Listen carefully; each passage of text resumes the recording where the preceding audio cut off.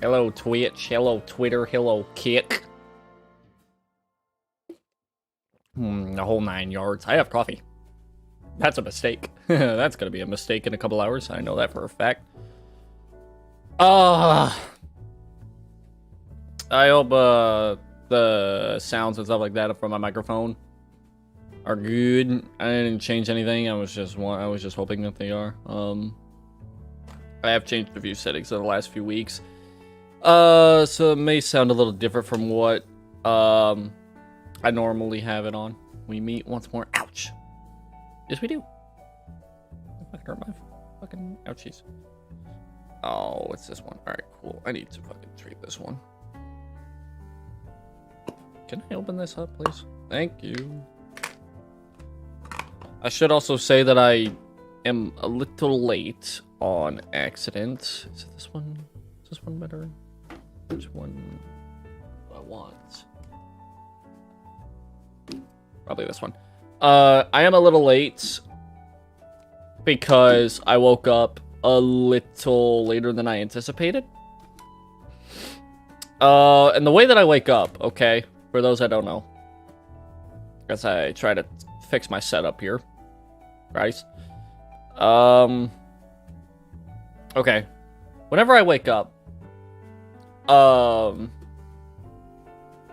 always takes me about a half an hour. Shit. It always takes me about a half an hour to, an hour to, like, fully wake up and fully am like, okay, I'm ready to get my ass going out of bed, okay?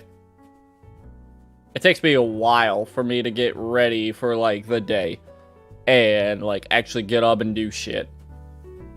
It takes me a long time for that to happen, okay? So, whenever I, plan out, like, streams and stuff like that, it's usually why I end up, taking my sweet... My god, none of these are good. I missed my old one, but I lost it. That hurts. Anyways. Whenever I wake up, it takes me, like, a good hour before I'm like, alright, let's get up and let's actually do stuff.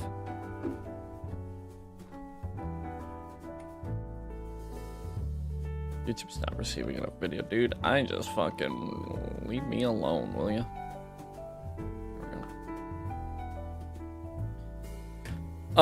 So what has to do with the day? I need, like, a long time before I start dealing with the day. I don't like usually streaming as soon as I wake up because I'm always just like, I don't know what the fuck my brain is doing. Which is why I have coffee, but coffee doesn't work for me until, like, be awake and alert and all that shit. So that's why I'm typically, like, not a huge fan of, like, immediate scuff streams because I'm not able to consistently provide the energy I want to provide. So, like, I sound extremely tired, and I am. But I also just woke up, so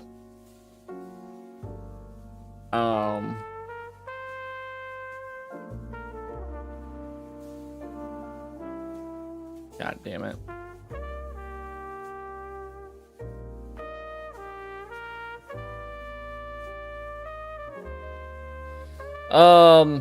But yeah, I've been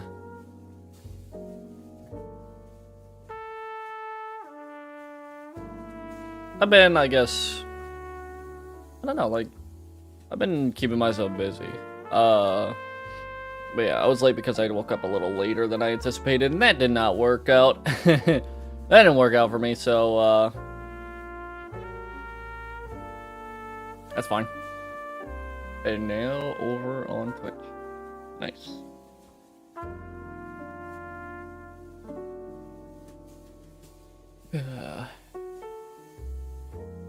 So I did go up to work to see if they have the schedule for next week out. They don't, so great.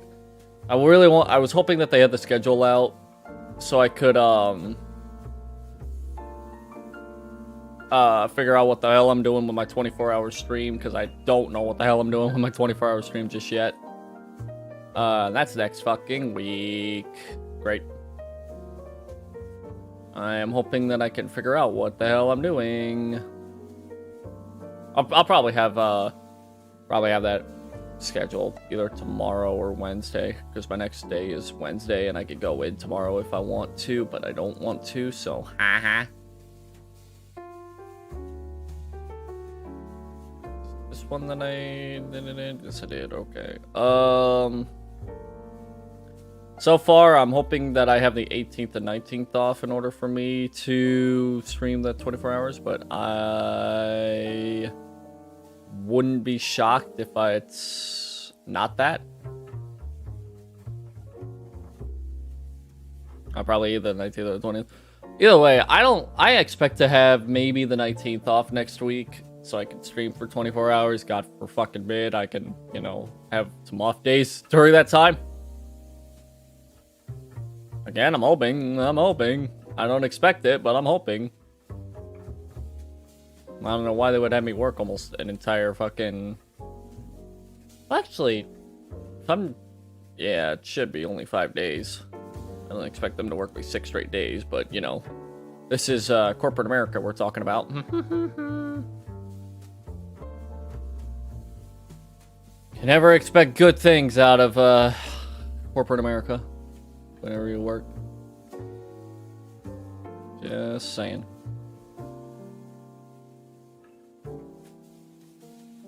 I was thinking about doing Duolingo today, but I have no clue if I actually want to do anything with that. I might. I do have some stuff that I want to talk about. Let's say, wake up more. I guess I should also say that I have water next to me, too. That helps out. And to make sure you have water and coffee in your system. That's always good. That's healthy. That's healthy for you. That's healthy. That is healthy.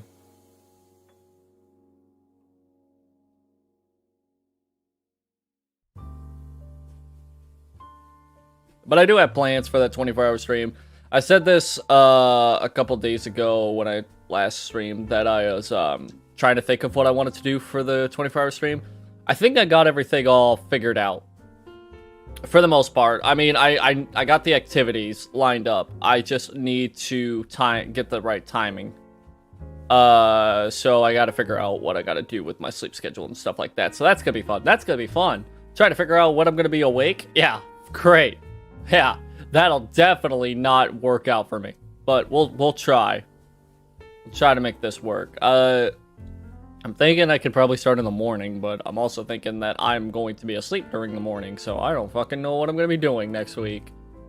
Because work is having me switch, I said this already, but work is having me switch from, morning, I don't even want to say mornings. They're having me work later, this week than they did last week, so I'm kinda in a situation where I'm kinda having to, decide whether or not I want to be, streaming during the midnight hours or streaming during the early afternoon hours. My general consensus is that I'm probably going to be streaming at like 1 in the morning. Fucking fun. Never thought I would ever do that, because that's not going to end horribly for me whatsoever. Trying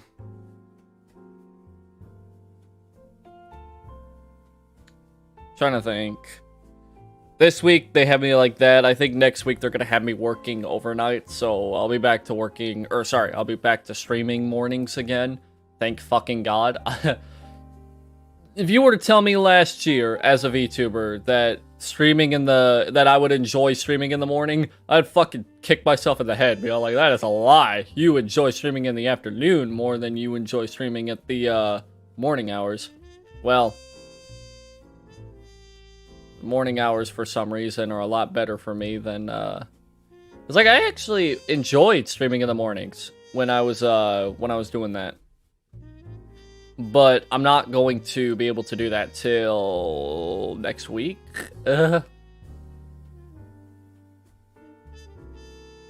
I think. It might be either next week or, like, almost 2 weeks.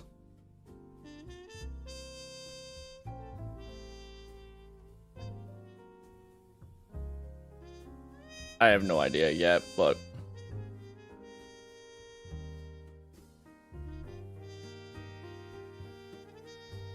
I did buy myself a new, wheel. So... I'll be able to get back into, doing anything that requires it. Probably by the start of next week, so... Ooh, you know what? I just thought of this. Let me put Euro Truck Simulator on my thingy. On my stream wheel. Stream idea wheel, or whatever the fuck I want to call it.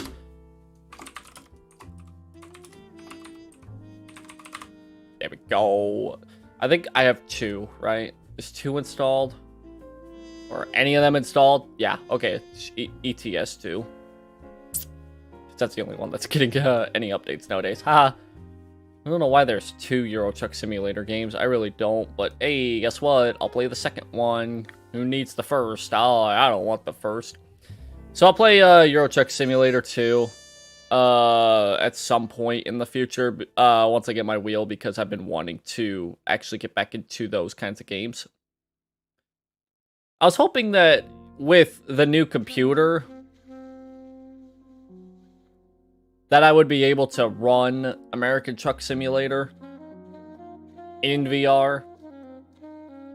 But it doesn't really work out as well as I thought it would. Which sucks. Because I was really hoping that the computer would run well with ATS, but I don't know if it's optimized, if I'm completely honest. It doesn't run really well in my VR headset at all. So I was like, all right, I am not gonna I'm not gonna do this. If I did this, I'm gonna torture myself. And that's not something I want to do. I'm not torturing myself whatsoever. Let me up the limiter on the... Oh, that's at 20, and that's you. You know what? You know what? No, you're fine, alright, where you are. Music, you are fine, alright, where you are. At least I hope it is. I don't know yet. But yeah, I was really hoping that I can play American Truck Simulator in VR because it would have been much more enjoyable. At least for me. Because I don't know why, like, whenever you give me the option to play a game in VR, I'm like, fuck, I want to play it in VR, because that actually sounds more fun than playing it the normal way, if you will. But at the same time, too, I hate how I can only be in VR for, like, 2 hours, 2.5 hours, and then I'm, like, either very exhausted, or my head is like, hey, get the fuck out of this headset, dude. It sucks. And you want to know the weirdest thing about it? It's not just limited to the VR headset, but I bought a sleeping mask because I wanted to get myself...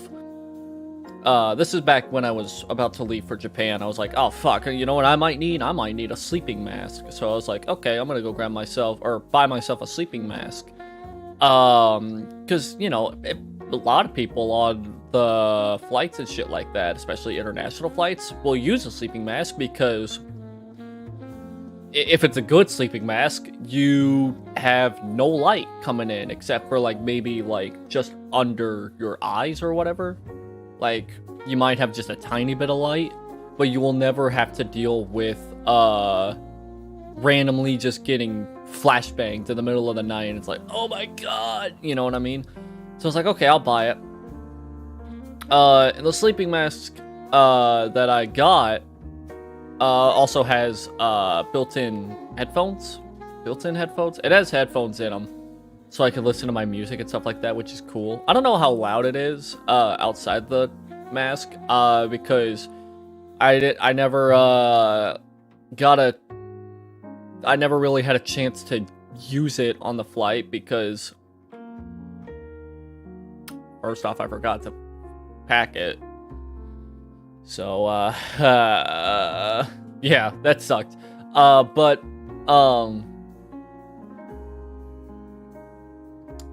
so, not only that, but, I was using it for a while beforehand anyways.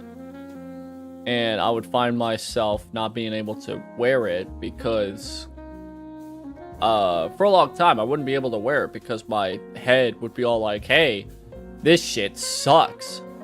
Can you fucking take this shit off, please? Because, like, even when it's very loose, okay? And it's, like, nearly falling off my face. My head's like, hey, get this shit off. Get this shit off me. Get this shit off, mate.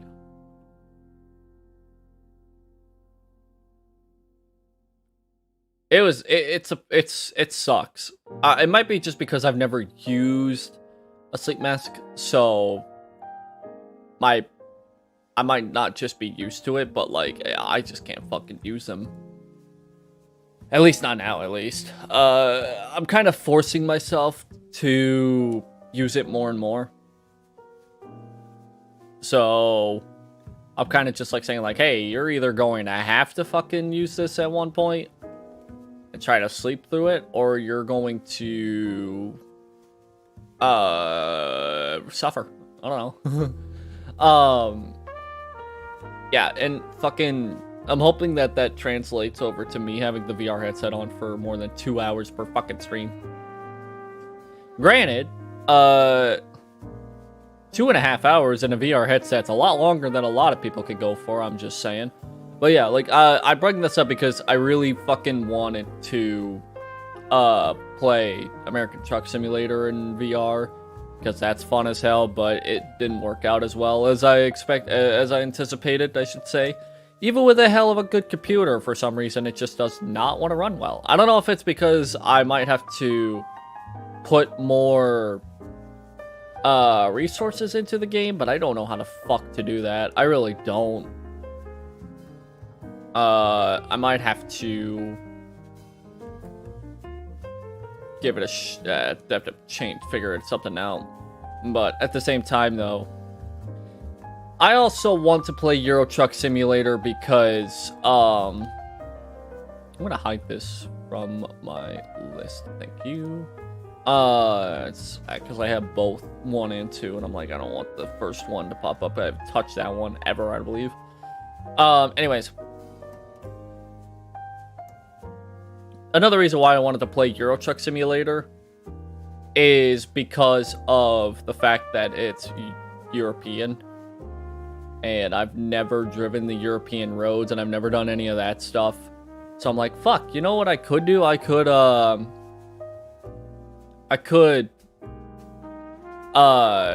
run the European side of things and actually kind of be more invested in the game. Because the thing about American Truck Simulator is, I don't know, it might just be because it's American and I hate anything that's American. But since it's all like flat land and it's all fucking blah, you know, it's like flat, it's deserty, there's not much going on, there's not much detail or whatever. It's just like, wow, this is not fun whatsoever. And it's not enjoyable. I enjoy the European scenery a lot more. Even if it's kind of the same thing, but maybe a bit more greener. So, I don't know. Plus, also at the same time, too, I'm not European, so an American driving in a European setting sounds more interesting than an American driving in an American setting. Just saying. But at the same time, too, Skyrim, while I'm on the subject of VR, I forgot how fun Skyrim is in VR. Okay? Like, I think it was because,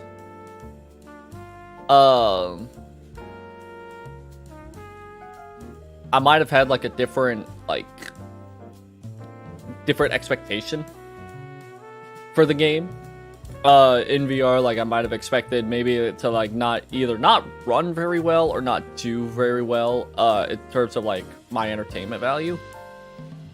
But then I'm like, well, you know, this isn't actually that bad. The only issue that I have with Skyrim is the fact that it does not capture very well in my OBS. That's the only thing that I hate about that, is the fact that if I try to stream Skyrim, I have to stream it through my Steam VR eyes. So not only do you guys see what I'm seeing to the fullest extent,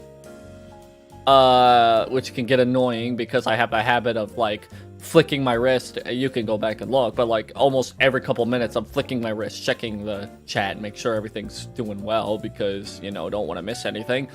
But also Steam VR, because the way that I have it captured is through Steam VR's display mirror, because if I tried to capture the window of Skyrim, it would only capture a terrible stretched window that I cannot resize for some reason. I don't know why I can't resize it.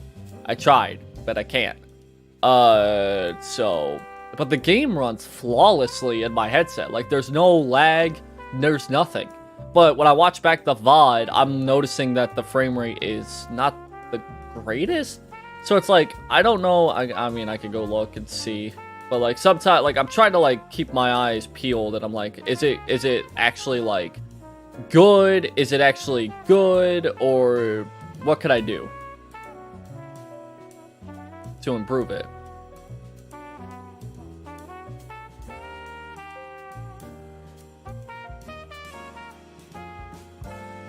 Like, it's not the smoothest thing in the world, but it's also not the worst thing in the world. I also have to make the window slightly bigger because it doesn't look good in my overlay, or in my background, my stream background, which might get an upgrade here soon. I was talking to the creator of it, and they were thinking about changing it up a little bit, and I was like, all right, go ahead. You know, like I'm not so strict or whatever. If they want to change anything, they can. If they want to do stuff with me, I do not care. Because I'll take their feedback more than anybody fucking else. But yeah, I mean, then again, they also were the ones that made the stream, not the stream overlay, but the background for the game and stuff like that. They're the ones that made it. Like I said, they were telling me like, hey, I'm going to probably change it up a little bit and make it a little bit better. And I told them, yeah, you can go ahead and do that if you want to.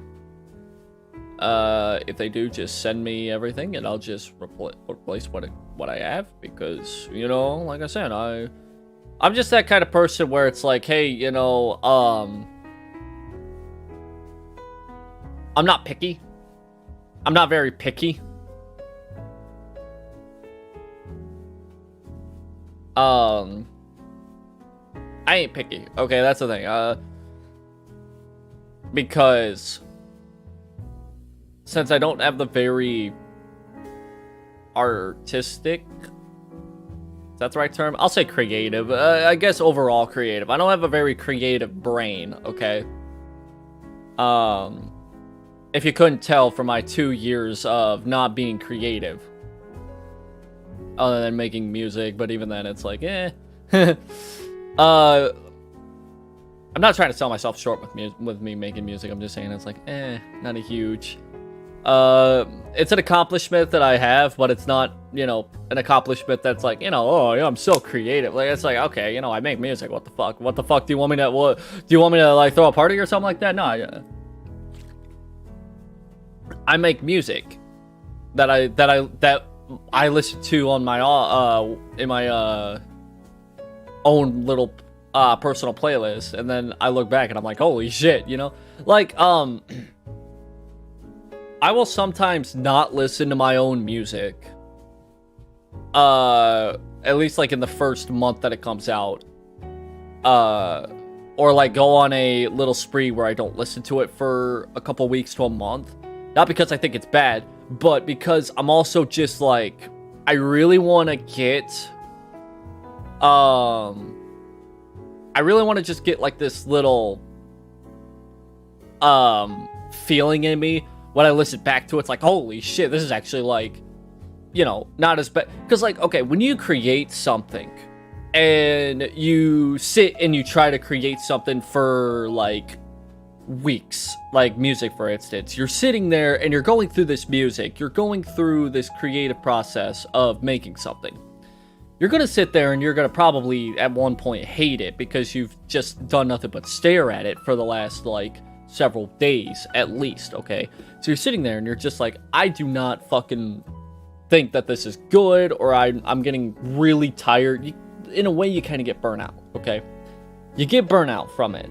So you finally get done with it, and it's like, okay, I'm going to settle down to something else and try and kind of forget about it for a little bit until the time comes where it creatively explodes. And it's like, hey, guess what? This came out.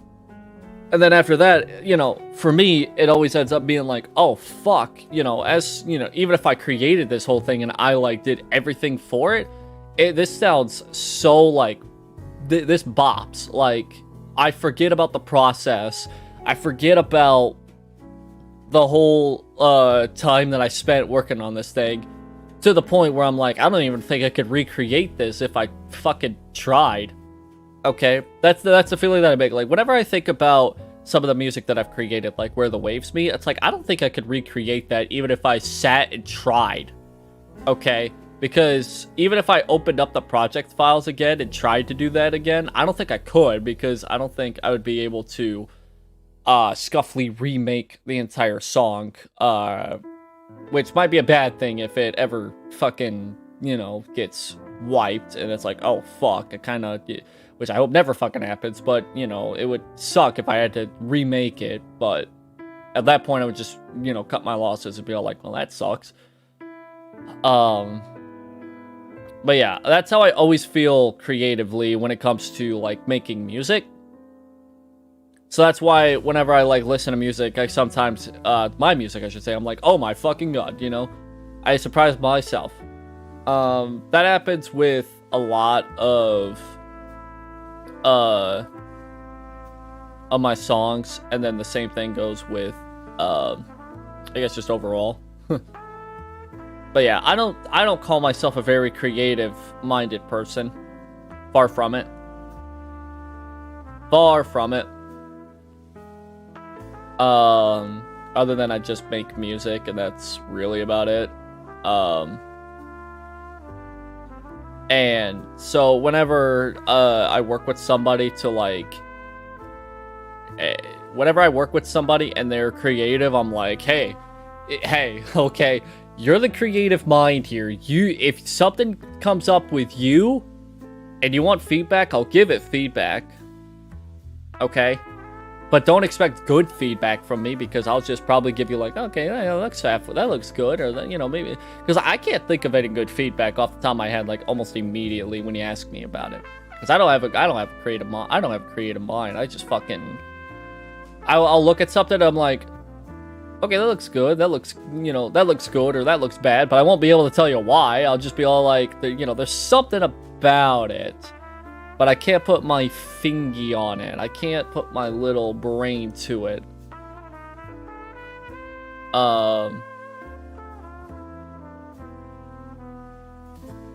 But it fucking...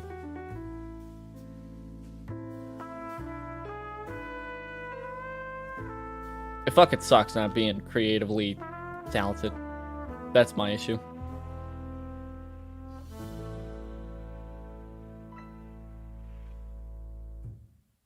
So, but I do try to give creative feedback when I can, but I just can't be that creative whatsoever. But yeah, I enjoy Skyrim in VR. I enjoyed that when I played that.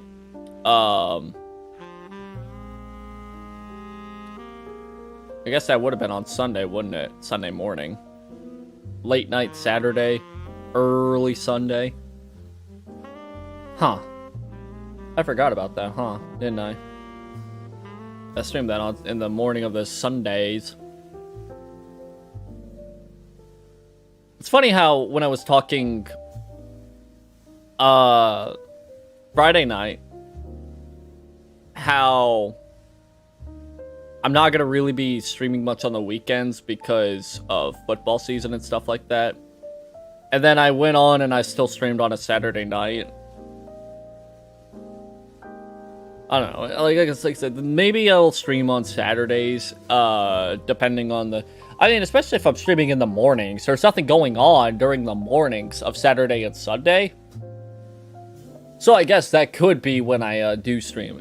Okay, so maybe in the weekends, in the mornings, I could probably stream during those times.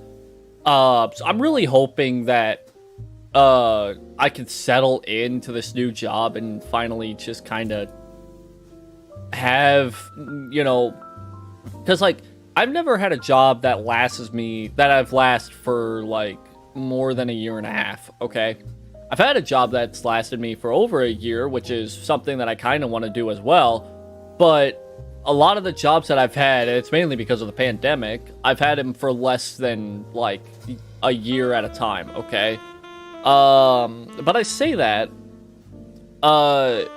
when I started VTubing back in 2021, I was working fast food, and I worked that fast food job till August of the next year. So almost a year. I was almost working... Actually, no, I was working for about a year, close to a year, at that fast food place. And then I worked at the... Then I worked at another job for 6 months, only because that was my term. So, I mean, I guess I haven't had any opportunity to really go and try to find a job for less than, or for more than a year, I guess.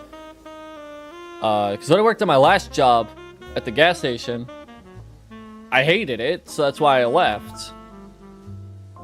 Because, I think I talked about this before, but it fucking wrecked me physically. It wrecked me. It fucking wrecked me. Every fucking day that I would come home, I would be all like, I want to fucking just kill over. I don't want to fucking live. I just want to die. Because I just fucking... I would sleep for 12 hours, okay? Or 8 to 12 hours, okay? I would sleep. And then go to work. And then I would come home and I'd be all like, wow, I want to go back to bed. I don't want to fucking do anything. Like, maybe at the most, maybe eat and shower, but that's it. I don't want to even stream. I just want to go to bed, because if I don't go to bed, I'm gonna, like, be miserable for the rest of the day or something like that. So I'm like, yeah, this shop fucking blows.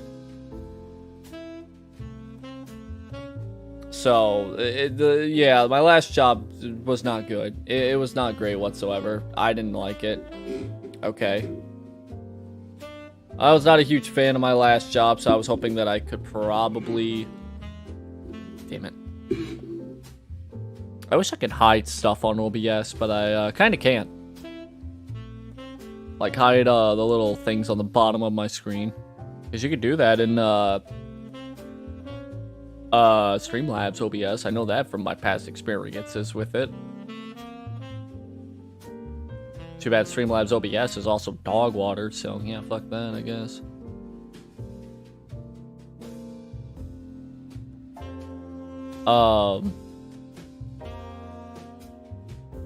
But yeah, I'm hoping with this new job that things go a little bit better for me. I mean, when I worked there last week, it seemed like things were going to be just slightly better for me in that front, because I mean, it didn't show on stream because I didn't stream much during last week, because I'll talk more about that here in a second, but I actually kind of feel great. Like, I feel great after coming home from work, and I feel like I feel absolutely refreshed. I feel like, genuinely, I've never really felt so good after coming home from work before. Okay, because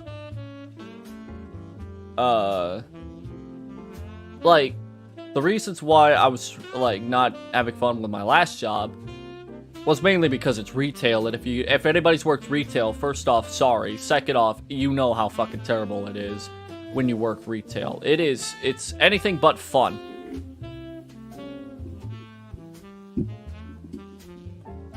Trying to see if I can move my microphone so where it's covering up the quality of the stream. That kind of works. That kind of works. But yeah, trying to explain a retail job to somebody who has not worked, or to anybody watching that has never worked a retail job before in their life. Essentially, it is a version of hell that I don't wish upon a lot of people. Okay. Retail sucks. There's two types of jobs that I will now never work in my entire life, and that's fast food or retail. Unless it is a desperate call for a job. Like, I am in need of money. Okay. But when I say in need of money, I mean, like, I'm going to maybe work it for a month at most, because I don't want to work retail, and I do not want to work fast food anymore, because they're both fucking awful. They're both terrible. Why are you calling me, of all people? Fuck, you know what? He's probably fucking hammered. He's calling me. It's one of my fucking friends from school. He's randomly... Alright, I dropped that. He's randomly calling me. But every time he calls me and he's like fucking drunk.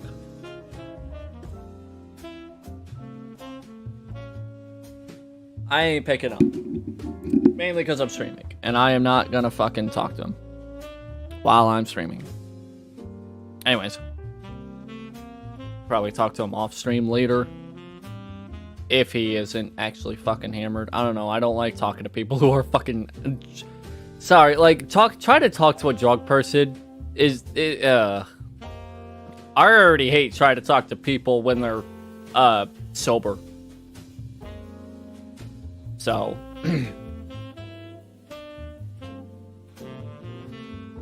Not a huge fan of that.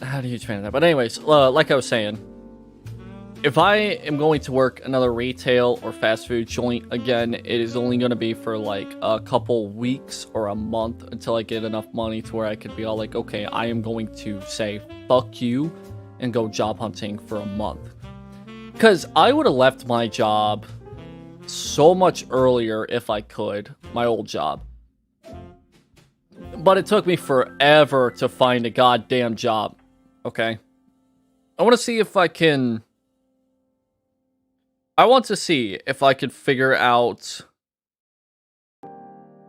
when it was that I started job hunting. Let me see. Can I quickly find that? Dun, dun, dun, dun, dun, dun, dun, dun, dun, dun, dun, dun.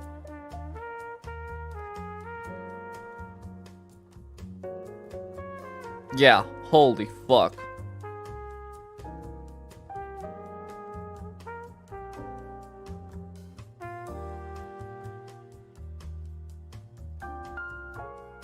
Well, that might not actually be the right time, though.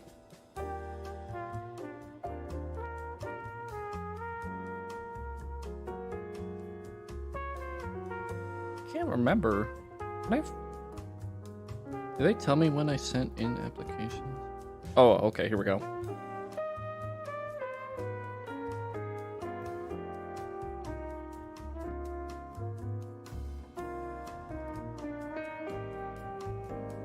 There's that one.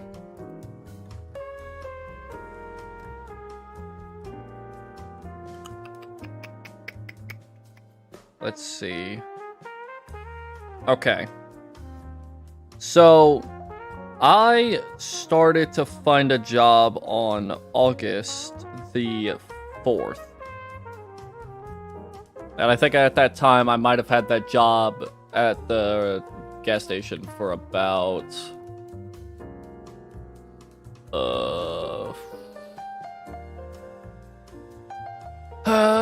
God, now I gotta go find the email of my first schedule. Son of a bitch. That's coming in Thursday night. Cool. Thanks, Amazon. Can I type this in and it would work? No.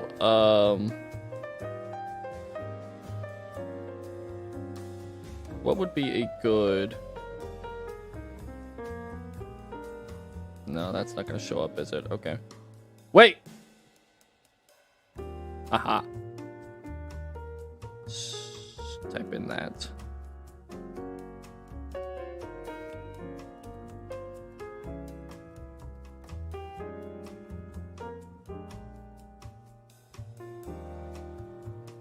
I don't think I'm gonna find that, am I? No, I'm not gonna really be able to find that, am I?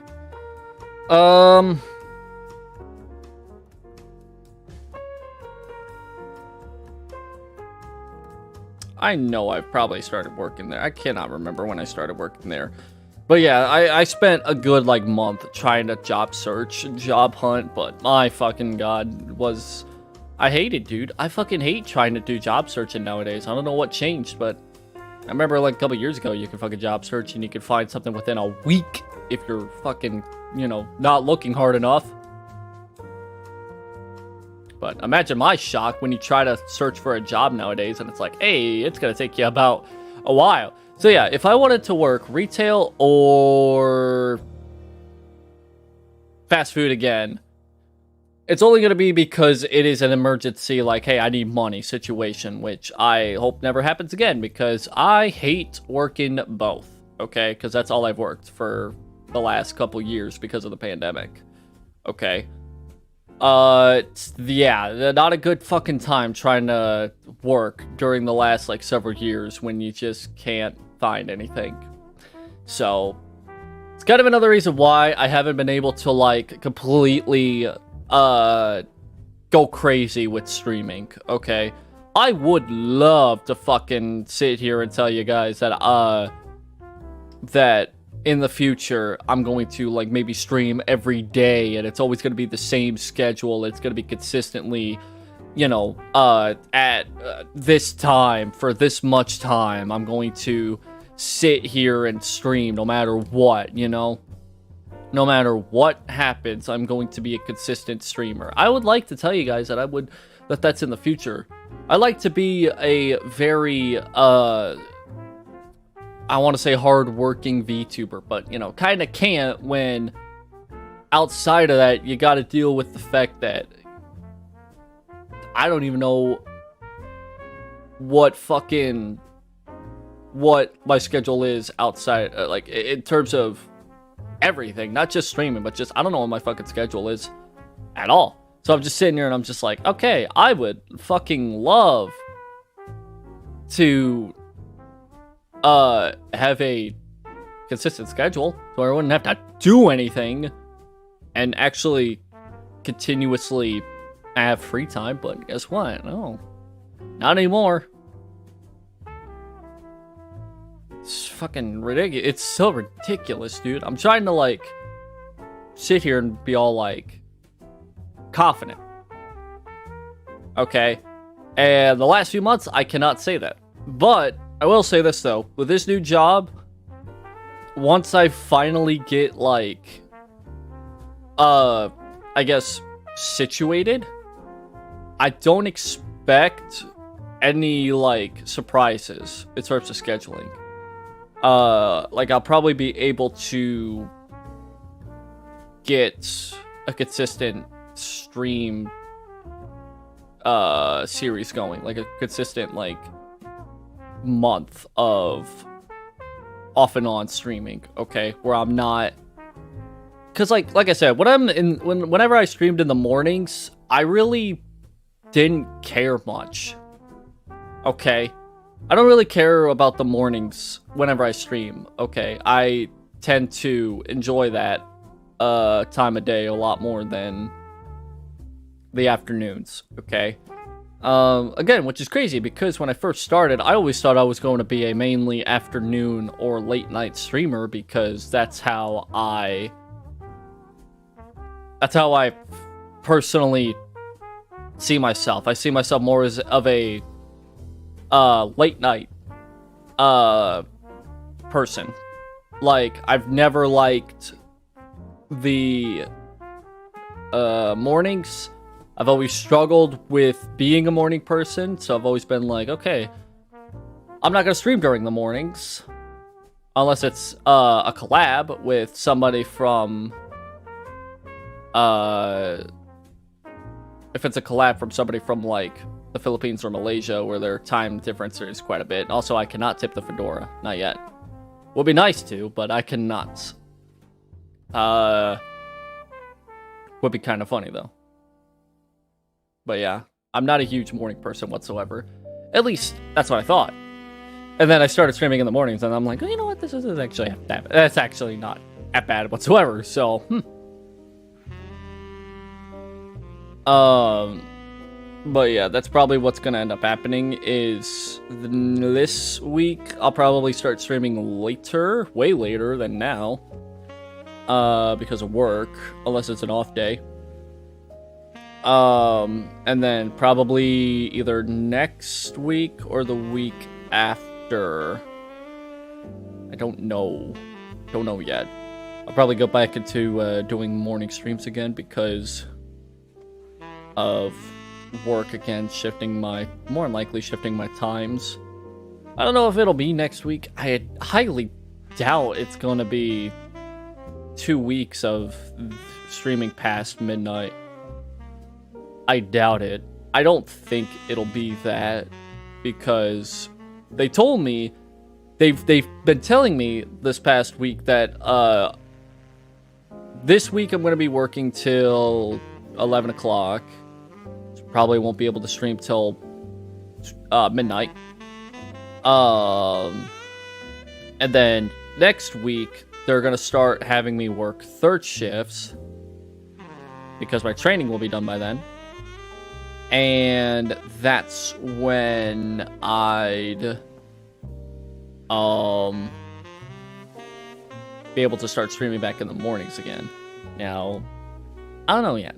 We'll see, but because that's why I was hoping I could get the schedule for next week, so I know what I'm expecting. Plus, at the same time, too, my 2-year anniversary for streaming is coming up next week.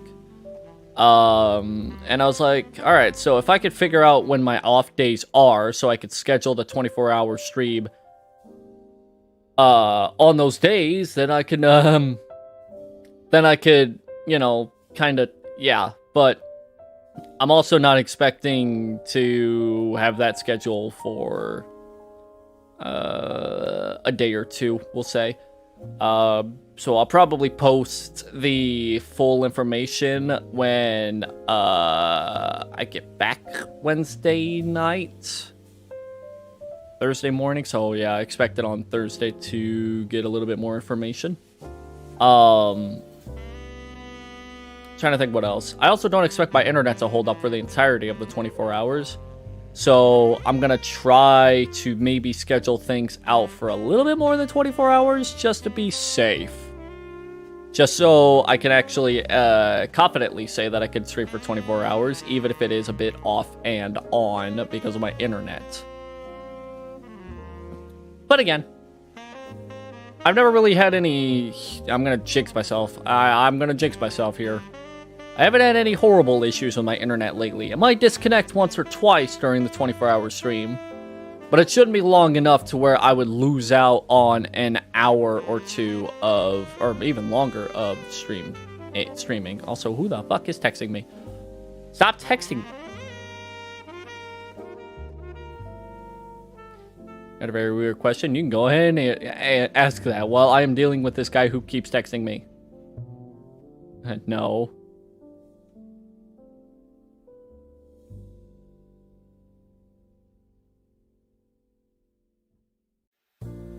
Was he really calling me to ask about a job opportunity? Well, shit. Too bad I have unfortunate news for him. I got a job.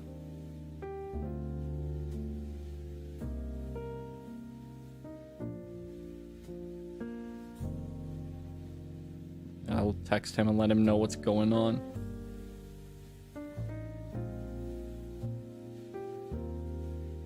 Okay. I really should put my phone on Do Not Disturb. You know, that thing does exist. I don't know. I used to put my phone on Do Not Disturb during the midnight hours. So that way, when I was asleep or whenever I would be streaming during that time, I'd be, like, not disturbed at all. But then I started working those hours, and then I was like, I might need my phone for certain situations. I don't know what, but I was like, it became more of a problem than it became a savior. So I was like, okay. So my phone's on Do Not Disturb pretty much never anymore. So that's fine. But then I should probably put it on. I wish I could put my phone on Do Not Disturb for like 2 to 3 hours instead of just a singular hour or all the way in like the evening. Like, I wish you can customize your preset settings on the iPhone, but you know,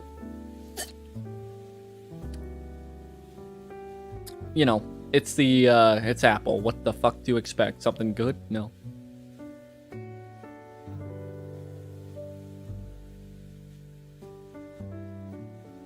And also, feature left me on red or open actually. Wah.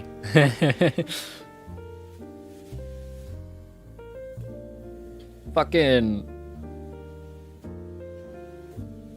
What else was I going to... I just got sidetracked to hell and back. Oh shit. I do have something to say. I am thinking about playing Baldur's Gate, but not the game that everybody's fucking playing. Because, I've been kind of like interested in a lot of like classic games, okay? So I've realized that Baldur's Gate has a couple games on the PS2. So I was like, okay, I'm gonna get a few of them games and I'm gonna try maybe playing them. Did I put those games in my thingy? I put that one in there. Did I put the other one in there? I did. I am smart. Also, I might need to buy a new mouse here soon, which I really don't want to do because I've had this mouse ever since I had my old computer, and I really love this mouse that I have here. And I don't want to get rid of it. I really don't. But my fucking scroll wheel is getting more and more unusable. Like, scrolling up is fine, but scrolling down is becoming a pain in the ass, because sometimes I'll scroll down and then it'll scroll up. So it's making... It's becoming a hassle to scroll. Unless that may be something in my settings that in my mouse settings that I need to fix. But I don't know how I could fix my scroll wheel settings on a mouse that has sensitivity buttons.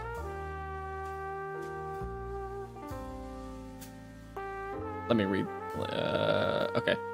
What would you do if you loved anime so much it broke your heart? I've been heartbroken by anime for the past 3 years, but even then, I was in denial. Tried to stop watching anime. I was in denial and tried to just stop watching anime for 10 years, and I thought I would have a backlog to look forward to. Not only that, like prior, I was oblivious for 20 years of optimism and really put a toll on me. You know, if I'm completely honest, okay, not a bad question, actually. So for me,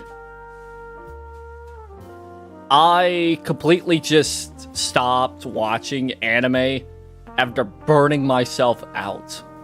Because I watched a lot of anime between 2019 and 2020. I think almost... I could check. I would say I watched almost... No, not even almost. I would say I watched over 100 different series and shows during those 2 years. And I'm saying, like, different series. Not just, like, you know, season 2 of this anime, but, like, completely different series, okay? And then I also have, like, a backlog myself that I need to clear out. But because I would watch so much stuff, I just burned myself out. I burned myself out completely. And I'm just to the point where it's like, if anything new comes up, I can already expect so much out of it. Like, if it's a new slice of life show, I can already expect to see the same tropes and the same storylines and the same kind of things. Okay? And it just gets to the point where it's like, I can't really care much about the series that I want to watch. To the point where I just say, I don't watch it. Okay? Like, I want to watch it, but I'm also like, I kind of already know what's going to happen.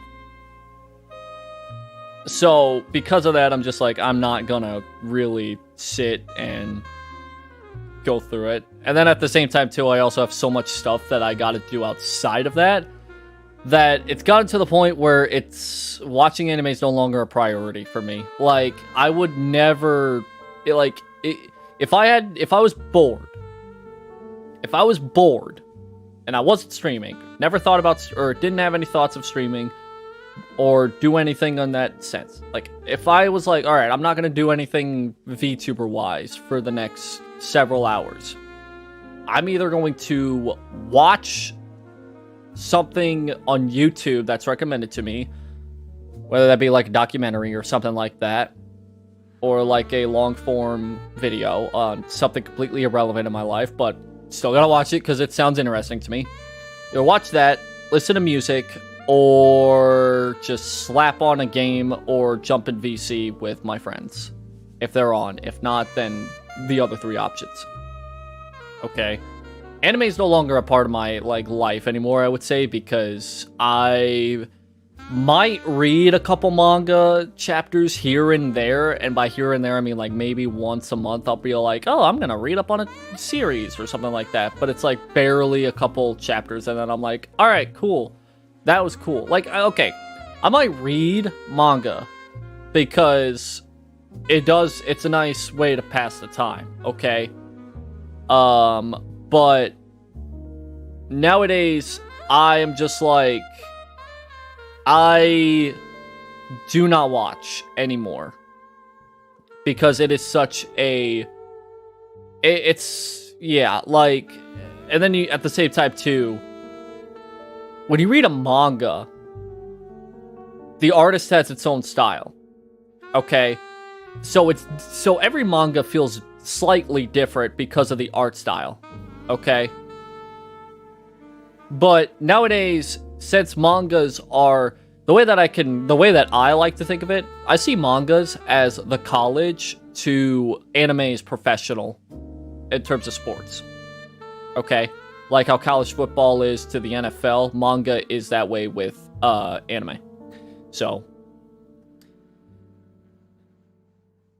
I can enjoy manga just a little bit more than I can anime, just because the artist style can be a little bit different from the anime style, because there's like only a small handful of anime studios compared to like the literal thousands of artists and mangakas. So, but even then, I got to a point where I filled in what anime was doing at the same time, and then anime just got pushed to the side. I would just basically say, just if you're adventurous or something like that, try to fill in the void by like enjoying other hobbies more, okay? So like, yeah, I know that there's gonna be a lot of people who can't really find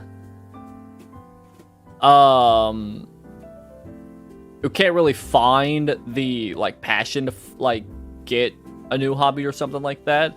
So that's completely understandable. That's why I morally say, try to enjoy more of what you can, okay, outside of what you don't like. Like, if you like cooking, or if you like, I don't know, I can't think of many examples. For me, I'll say for me, when I liked anime, I also enjoy traveling and playing games and sports, When I decided that anime was just too much of a burnout and I got burned out from it, then I was like, all right, I'll invest myself more into sports. I'll invest myself more into traveling and gaming. Okay? And just kind of like, just kind of fill in that little void. And at the same time, too, music. That's another good thing, too. Just try to, like, get yourself invested in more music or podcasts and stuff like that, so that whenever you get, like, bored or something like that, you can just slap something on in the background and just be all like, all right, cool. So even if you're bored, there's something there to help you out with that. And for to travel or video games, that's completely understandable, too. I'm using what I like as an example. It's like you gotta figure out what other things you enjoy doing outside, and just kind of like slowly fill that void in. It's not gonna be instant by any means. Like, it took me fucking months for me to realize that everything that I kind of like shoved to the side was actually a lot better than I anticipated. Like, okay, like I listen to music before while watching anime or whatever. Okay. But once I finally felt that burnout with watching anime and stuff like that and all that, I was like, and I started listening to more music and getting more invested in it. And then I was like, I'm getting to the point where I'm making it. And I understand how some of it is made and worked on. So it's like, fuck, man. I didn't realize how much I actually liked music. And then the same thing goes with, like, you just kind of have to find ways to fill it in. Like, I'm kind of more adventurous and more like, I don't want to say risky, but I like to also just be like, you know, I try new things. I like to try new things, even if it's, you know, something that is a bit hard to get into. It's like, I gotta fill in the void somehow, you know, just gotta do something somehow. And I know it's hard to do, but like I said, it's not gonna be instantaneous. You gotta, like, it's like starting something like new, like a new job. You gotta like tell your body, tell your brain, hey, this is not normal. But in order for you to enjoy it in the future, you gotta kind of pain yourself in the present, okay? And go through a lot of things. Okay? Like I said, with me in anime, I don't follow it pretty much anymore. Like, I used to, like, keep my ass, like, invested in it even if I wasn't watching it. I would go through and be all like, ooh, let's look at the seasonals and let's see what I want to watch. Okay, and then I would be all like, ooh, this looks interesting. I'll add it to my watch list and never watch it. Or something like that, okay? And it just gets to a point where I'm just like, okay, I don't care about it anymore. But I also say this, too. When I visited Japan, personally, I felt like, holy shit, okay, I completely understand why anime is huge in that country. Because, like, it's something that's hard to replicate outside of Japan, okay? Especially once you, like, actually watch. It's like, I don't want to say I haven't watched any shows, especially in Japan. That's hard to do. You can't avoid it, okay? So when it comes on, I'm just like, oh, fuck. I got invested into, like, a couple different shows in Japan, okay? Anime is, like, ingrained into not only just the culture, but just, like, I guess just the culture in a way. Because when I visited Japan, I really did not give a shit about anime, okay, as much as I used to. I knew I was going to Japan because I wanted to experience everything outside of anime. So I was like, I expect to see a lot of anime, but I'm also like, I don't expect to get really invested. Because I'm not invested in anime. I'm invested in the food, the sights, and it's also Japan. You know, I am used to America. I just want to see a new country. So I like go there and I'm like, holy fuck, man. Like, this is awesome.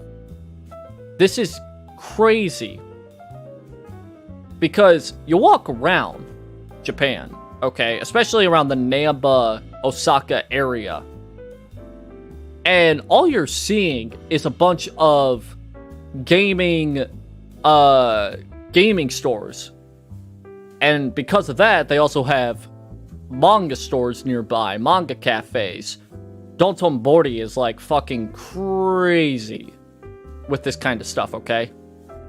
But like, anime's huge over there, okay? And then you turn on the TV and it's a very big thing for the late night television block.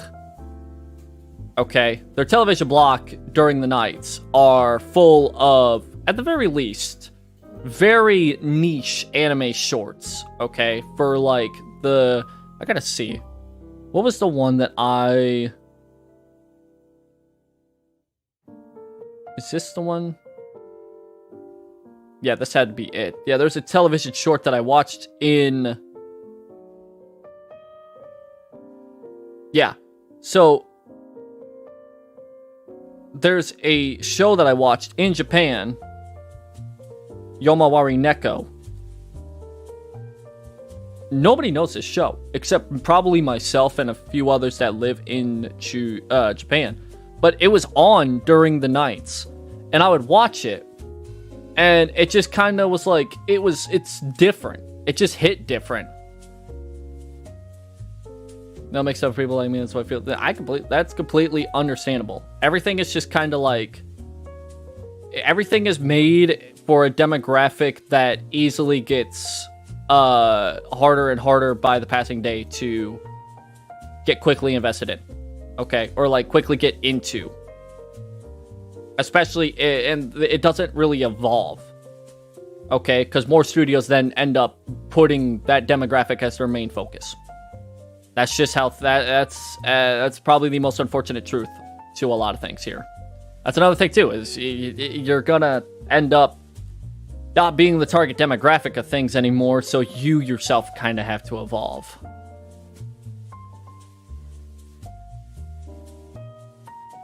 Classic anime and stuff like that, that kind of style is not the main focus of a lot of studios, and it's just the unfortunate side of things. But yeah, I mean, when I visited Japan myself, I kind of felt a little bit reinvested. I don't want to say that though, because I haven't watched anything ever since. But I was really like, kind of got me thinking how much different Japan is compared to America, and it's just kind of crazy. Okay. But yeah, like, yeah, I am kind of in the same boat in a way too. Not the complete same boat, but the way that I just kind of got through it was just that I just told myself that I was going to be just kind of move on from, just move on if you can. It's like as best as you can from it. You know, if you slowly kind of just focus on other things, if you slowly focus on other things, you just end up kind of getting it to a point where you're not as invested in anything anymore, and then it's just kind of like, whatever. It just becomes an whatever kind of deal. Like with me, like I said, it's like there's a lot of shows that I would like to watch, and there's a lot of shows that I would really like to care for, but meh. If I don't watch these shows ever in my lifetime, I am not going to complain. Because that's just kind of how I felt after kind of getting into the grind, kind of into the thick of That's why I like that. That's why I would also say, like, I mean, obviously, being a VTuber, streaming entirely, that changed. That did not help. That did not help anime whatsoever for me. Like, I also thought that I was going to watch more anime or read up on manga because I would be all like, oh my god, I'm going to, like, talk about it more often. Or use it as an excuse to talk about it on stream. Like, if I talked about a series on stream, I'd be able to do that and give me more of a chance to talk or, I guess, watch shows. But that didn't work. That just made it worse because I ended up not watching anything because I focused on streaming. I focused on doing anything else. Like, I mean, I don't know. Like, I don't know what I could do. It also probably doesn't help that trying to watch anime for me kind of just got harder to do in a way because I used to watch... The way that I used to watch anime was just pretty simple, pretty easy. Just a couple clicks on a TV or a couple clicks on a keyboard and mouse, and I'm there and I'm watching something. But now it's like, I gotta keep up with the ways of technology, and it's like, if I can't find a quick and easy way to watch it, I got to a point where I was like, fuck, you know, there's VR chat worlds where I could watch it way quicker and way easier. And not only that, but also in VR too, so it's a better experience for me. But I don't get in VR chat as much anymore, which kind of is a shame because I spent all that money on a 3D model and I barely use it. I should probably start doing VR chat more. I'll probably get back into it sometime soon, just because it's, you know, it's enjoyable. It's a nice relaxation kind of deal for me. So that's what I'll probably end up doing here. Probably sometime this week, actually. I don't know yet. Gotta go. Have a good one. Hey, no worries. Thank you for stopping by and asking that question. I'm probably not the best when it comes to answering it, but it's the way that I kind of just fell out. Because, like I said, between the years of 2019 and 2020, I watched over 100 different series. And I burnt myself out because of that, because I was like...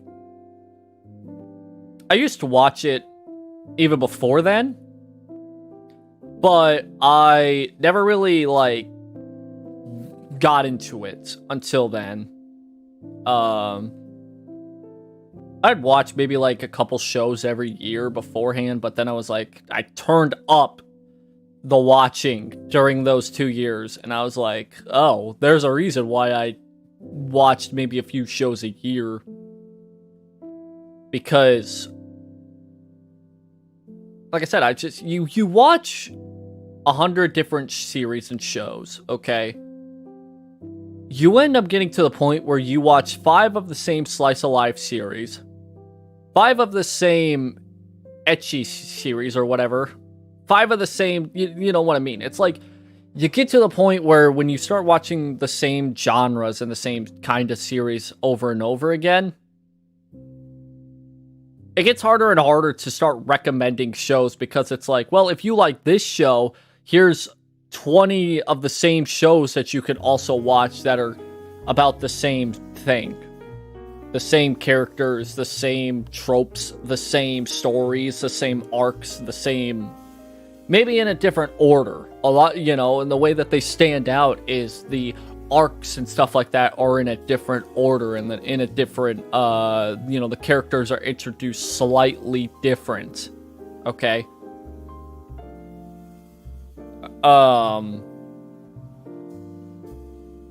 Oversaturation, I guess, in a way. You just kind of get oversaturated with those kind of deals.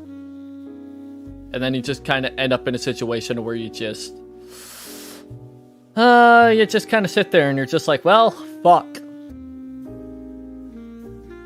What's my text-to-speech? Oh, there it is, the sound alert, 666. I need to fucking fix that. Kind of want more people to use that now that I think about it. Where's the rewards? Burnout arc, feel that? Yeah. Let me edit this. Where is the number?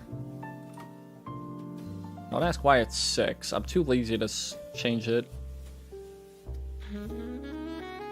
Actually, I could make this just a tad bit better. We'll say, I'll give an even number. That my OCD is not the great. My OCD will not make that happen. Where do I save? Or did it already save? I don't even know. Okay, it did save. Okay, cool. But yeah, fucking... The one word that describes me a lot... Oh, fuck. Why is... Oh, that's why. I'm not racing. Not yet. Gotta wait till maybe the end of this week, and I can probably get back into that thick of things. Because I don't have a wheel. Not anymore. But I will here sometime later this week. Anyways, the one word that describes me a lot is burnout. That's the way I describe a lot of my life. Like, I burnt myself out with watching anime. I'm burning myself out when it comes to streaming. It's fucking pain in the ass. It's a pain in the ass. Because I'm just like at a point where I would like I enjoy doing a lot of things off stream more than I do on stream because I'm not yeah. I don't want to get really into it right now because it's yeah. Never a good thing. Watch anime in a good while, but too busy with Final Fantasy 14. I need to get back into Final Fantasy, but like the problem is that like with me, there's already so much for me to do. It's like Final Fantasy is gonna be on the back burner, on a back burner full of back burners. But yeah, like I wish I could continue to be the kind of person I was back in like 2019, 2020 when it comes to watching anime, to where I was continuously watching it to the point where it was a little annoying.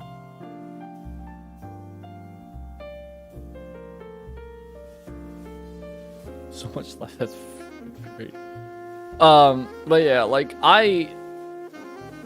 if I watched the shows very like not very spaced out, but more spaced out, I probably would still be watching a lot of shows to this day, and I would still probably like keeping up. I would probably be keeping up with the anime and stuff like that a bit more. But like I said, because I got burnt out and stuff like that from anime, I ended up taking a couple more hobbies and focusing on them more, which I guess probably was for the better because I really don't think, like, it's crazy how because of getting a bit burnt out from anime, I ended up listening to music more to the point I would end up making music. I ended up liking sports to the point where I am probably more invested into sports than I think I ever have been.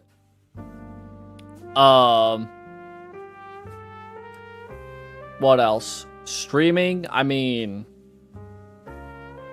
I don't know about streaming. I really don't know what I can say about streaming. I don't know. I'm trying to think if there was anything else. Oh, traveling. Yeah, traveling. I was like, I know for a fact there's like 3 main things. As far as music, traveling. That was the other one that I was thinking of. But yeah, it's like when I traveled to Japan, I realized how fucking like how much I've been missing out in a way when it comes to anime. But like I said, like I figured watching. Not watching, sorry, but becoming a streamer, I was thinking I was going to be able to maybe focus on watching or reading, either reading mangas or watching anime more, and I'd be all like, ooh, so today I watched this series, and I like this series because of this, and then talk about it for like 2 hours. But then I ended up not doing that because I never had time to do that anymore.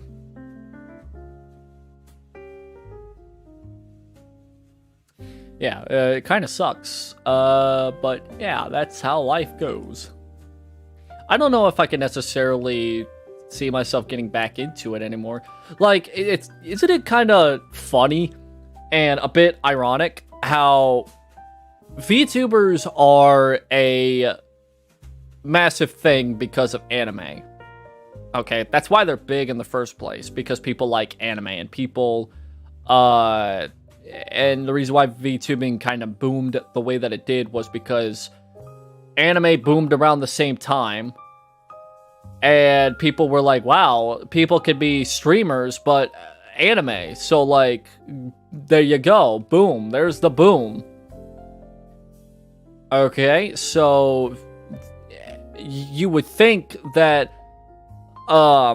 most, if not every VTuber you see would be into anime to the point where it was like their main thing. They would talk about anime, they would play anime games, make anime music, you know what I mean? But it just seems like the more and more I connect to like different VTubers, the more I realize that that's not the case as much. I don't know, it might just be me, but I don't necessarily talk a whole lot about anime to a whole lot of my VTuber friends, okay? But at the same time, it's more like they'll talk more about like the anime games and stuff like that. Maybe like gacha and stuff like that's a massive thing in their life. I mean, there's a lot of people who I'm friends with who play Honkai or still Genshin, like those two. But I could never get into those kinds of games. I never could. Like, I've tried multiple times to get into Genshin. But I could just never... I could never get that interested. I could just never get that involved in it. I'm just kind of like... I don't know what it is. Maybe it's because it is anime. Maybe it is because it's just not my kind of game. But I'm just like, eh. It's just not my thing. I don't know. Because like I said, I would try for... many times to try and get into... yeah. Just don't want to dedicate the time to... that's completely understandable. Okay? Like I said, it does not help when you take up on another hobby or whatever and you focus on it to the point where you shove others to the side and it's like, oh, yeah, I used to be a weeb, like a bigger weeb then than I am now. Like, I only really talk about anime or care about anime when it's like some of the shows that I've watched, but when I talk about some of the shows that I've watched, they are all shows that have came out before the pandemic era of anime, and it gets to the point where I'm like, oh, nobody has seen those shows or nobody cares about those shows, okay? Like Steins Gate, for instance, maybe Eurocamp, maybe Kobayashi Dragon Maids, maybe, those are the three that I could come off the top of my head. But it's like, yeah, I would like to talk about those shows to, you know, an audience on stream. But, yeah, Kobayashi. I hate how you bring up Kobayashi Dragon Maids and it's a throwback because of how old that show is. Fuck, man. Because what? The first series came out... or the first season, not first series. First season came out in what, 2017, Jesus Christ. I think it was 2017, if I remember correctly. Oh, Jesus Christ. It's been a manga series since 2013. Oh my god. Ugh.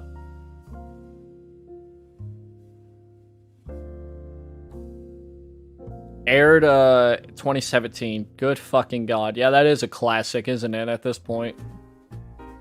Great. But yeah, it's like, man, those kinds of... It's like, my god. I watched anything from... First season. I love both seasons. Like, I watched the 2 seasons, and yeah, I fucking loved it, dude. Like, I really I recommend the 2nd season, okay? Like, especially knowing what Kyoto Animations went through in between the 2 seasons. Like, they didn't miss a step. Like, I feel like they got a lot better during the 2nd season. And, like, it was a hell of a way to come back, in my eyes. That's the way that I viewed the 2nd season. It was like a, hey, we're fucking back kind of season for that show.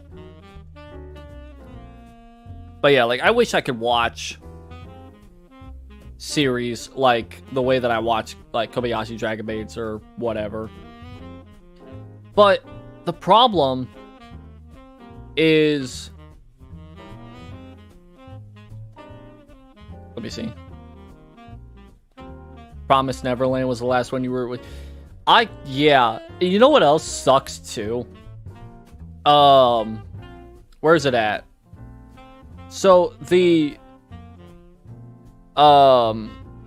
series of Kubo Won't Let Me Be Invisible, that series, I was hyped for that series because of the fact that I read the manga to that series before it was announced. The same thing with Jeha-sama. I read those 2 series while they were still in the mangas before they were announced, and I was so excited when they were announced. So I was like, I'm gonna watch those series. With the case of, well, I guess for both of them, I haven't been able to watch them. And it sucks because, like, again, I really want to start watching these series again. But, my god, do I just feel like if I try to watch any of these shows, I'm just going to get bored. Like, I just cannot watch any of these series without getting bored. And it's like, well, that'll take me away from watching these shows.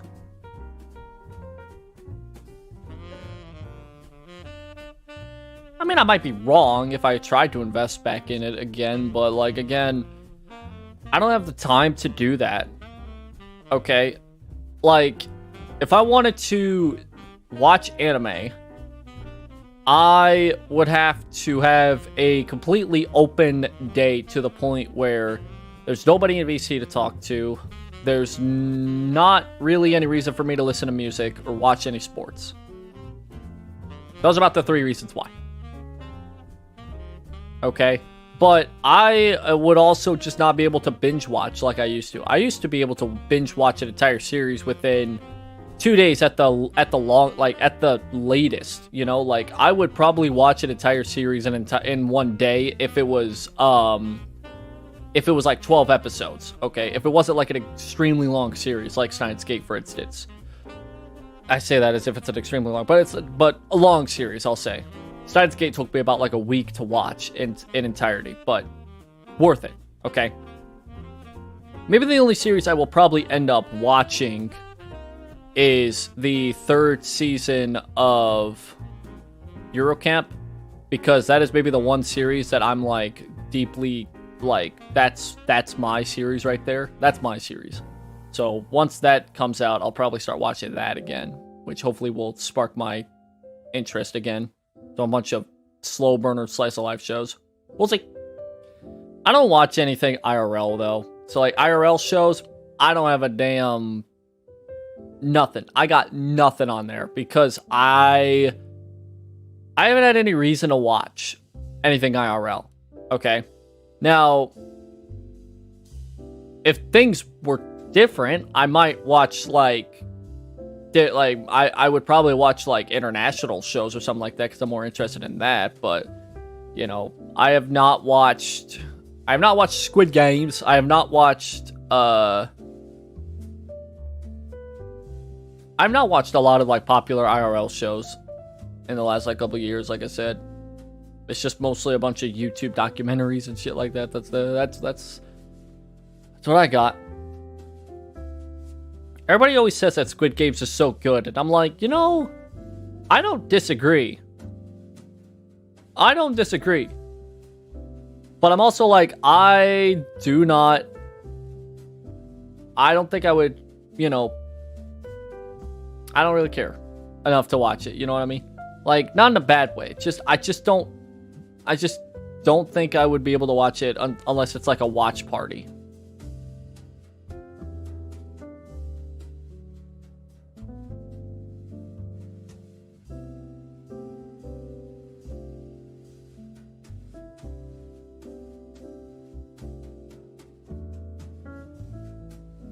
That's probably the best way I can put it. Okay? It'd be a very fun watch party. That is true. That is very true. That's like the only reason why I would ever watch anything really anymore. If it's like an IRL movie or an IRL show or just any anime, would be like, hey, you know, let's put it in a watch party. Ouch.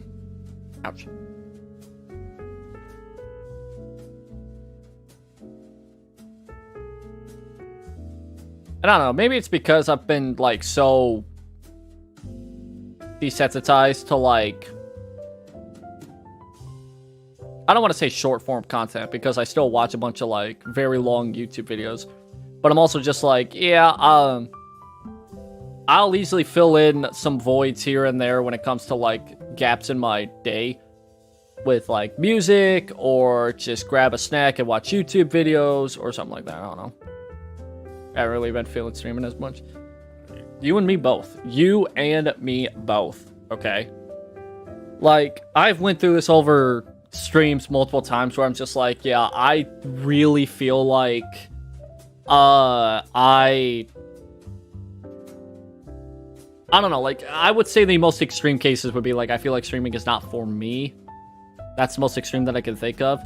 I've just had a lot of instances where I'm just like, dude, I could easily spend my day doing literally anything else, like watching anime, but instead I stream.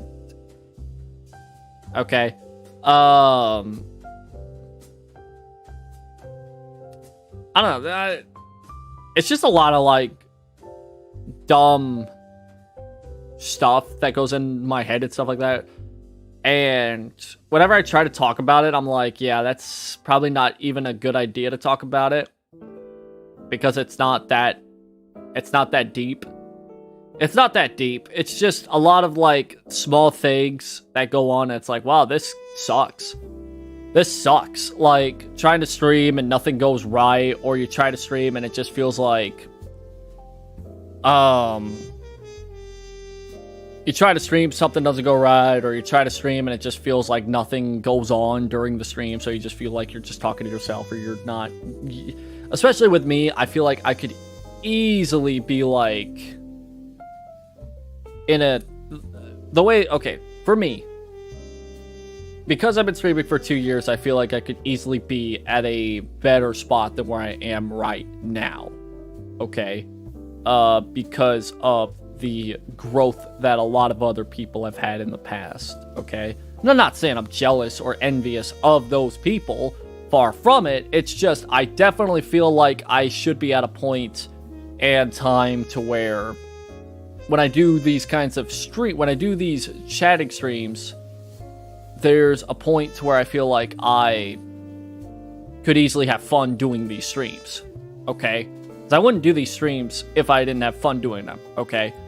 But whenever I have, like, a bad stream, okay? Whenever I have, like, one bad stream, it just shoots me right in the foot. And it's just like, that sucked. And then I just kind of, like, get to a point where it's like, is it even worth trying to stream? It feels like a waste. Sounds a bit extreme, but it feels like talking to a void sometimes. Oh, it's so true. Started late 2020, made a few friends, for sure. No real advancement on this. Yeah, I'm going to say same here, only because, like, it's kind of the same thing for me, even though I didn't start as far back as that. It's almost been 2 years, but yeah, it's definitely been a situation where I feel like, okay, you look on anywhere, really, and you just see that somebody may have debuted for, like, maybe a couple months, and they are just, like, skyrocketed up. So you just start to doubt yourself. That's the main thing. It's like just the self-doubt and the self-questioning just comes in, and it's like, well, what do I do? You know, what do I do? What's the issue, and what's the solution? Because it gets real annoying trying to just figure out what is going on and what is wrong and stuff like that. It's all luck and how much content you make outside of Twitch. It feels like it. I've said this multiple times to where I'm not the kind of guy that says luck is all to do with it. But a good 80% of your growth and your success is luck. 80%. I would say 75, 80%. Easily. Okay? Because it's that, and then the other side is consistency and how much content is out there. Okay? Because if you make a lot of content, you will then have to then eventually you'll get lucky enough to hit that part of the algorithm to where people will start paying attention. Okay? So it's, yeah, that's how I think of it, okay? And it sucks when you just cannot get... It sucks when you just cannot reach that point. And for me, it just gets to a point where I feel like I've hit a ceiling. Okay? And this is completely stupid. This is BS of me to think about this, because why would I think that I've hit a ceiling in my streaming when I've only been streaming for 2 years, first off, and people who have been streaming for 2 years have hit massive growth spurts around this time or around then, and you know, maybe it's the patience. Maybe I gotta be patient with it. Maybe I gotta be, you know, more consistent. Maybe I gotta be like, again, I don't fucking know what the issue and solutions are, because I don't know what the issue is. Is it the lack of luck? Is it the lack of consistency? Or have I actually hit a ceiling to the point where I feel like I'm going to stay at this point, maybe grow slightly every couple weeks, but not have a growth spurt to a point where it's worth continuing to do anything creatively. That's another thing too, okay? I'm not creatively gifted, okay? But I want to do so many things creatively that I have a lot that I want to do in my time being a VTuber, okay?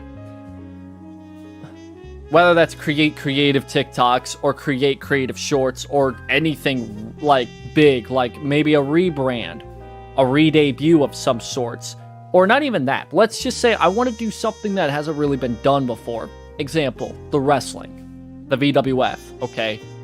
I made that because I was like, hey, I am a little bit creative to the point where I want to showcase something that not a lot of people can do, okay, or have done. I want to do that. I want to be creative. I want to make music. I want to make music that fucking just slaps, and a lot of people listen to it, and a lot of people put it in their playlist and listen to it, okay? I want to express my creativeness, but I'm limited to that because I know that if I express myself completely and nobody's there to witness it, that hurts a lot mentally.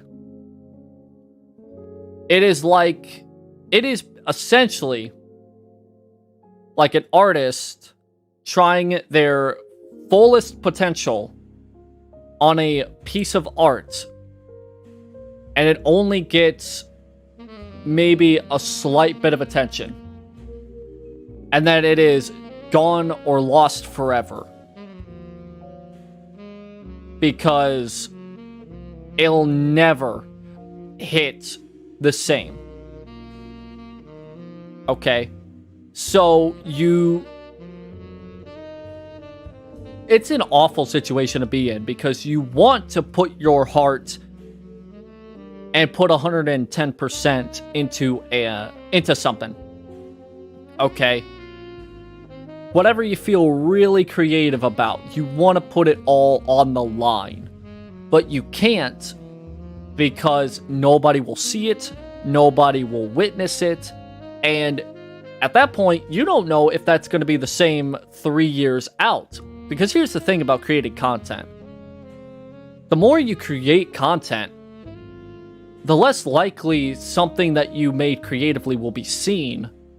Because if it's 1 out of 1,000, it's a 1 in 1,000 chance that that's going to be the one that gets picked as the one that's going to skyrocket you, okay? And the way that I see it is just like, if you're really trying to be creative,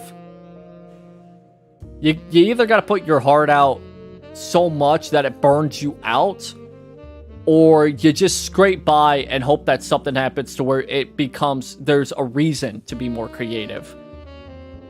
But, you know, that's another thing too, is I don't want to do a lot of creative stuff, not because I don't want to, but rather I just feel like I'm not going to hit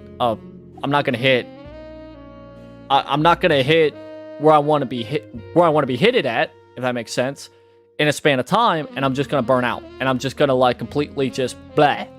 Like I'm just going to completely just like, if you think I'm burnt out right now, imagine the kind of burnout that I would feel if I were to completely, like, pour my heart out for a year. Like, rebrand to someone completely different, or, you know, follow the trends for a year, we'll say, or just no life the fuck out of content creation for a year, where I'm like spending hours working on videos or ideas, and in that span of a year, I make little to no in return. At that point, I'm just like, I would be so burnt out, I would not even want to turn on my computer or just really not even get out of bed at that point. I'd just be all like, if nothing's happening and I don't, like, I would rather put very little effort in for a couple years, but gradually get more creative and express that. I'd rather do that than just immediately be all like, all right, I'm going to throw everything to the wall and nothing comes back to me in return. And I'm just like, all right, cool. I hate this. Because you want to know why I have that feeling? It goes back to me being, you know, the weeb that I was back a couple years ago, where I would watch a shit ton of anime. I watched a lot of anime back in 2019 and 2020, and I poured my heart into kind of just, not pouring my heart the same way like I would, but you kind of get the point I'm trying to make here. I don't want to go through that, where I'm like, hey, I spent most of my time these last couple years trying to, you know, keep up with VTubers, try to follow what they're doing, try to take feedback from others, and try to be 110% on my creative side of things. Okay?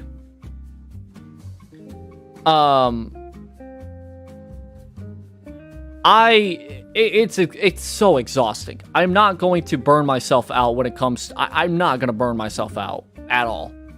Okay? Or at least I'm not going to burn myself out the same way that I did with anime. I'm not going to do that.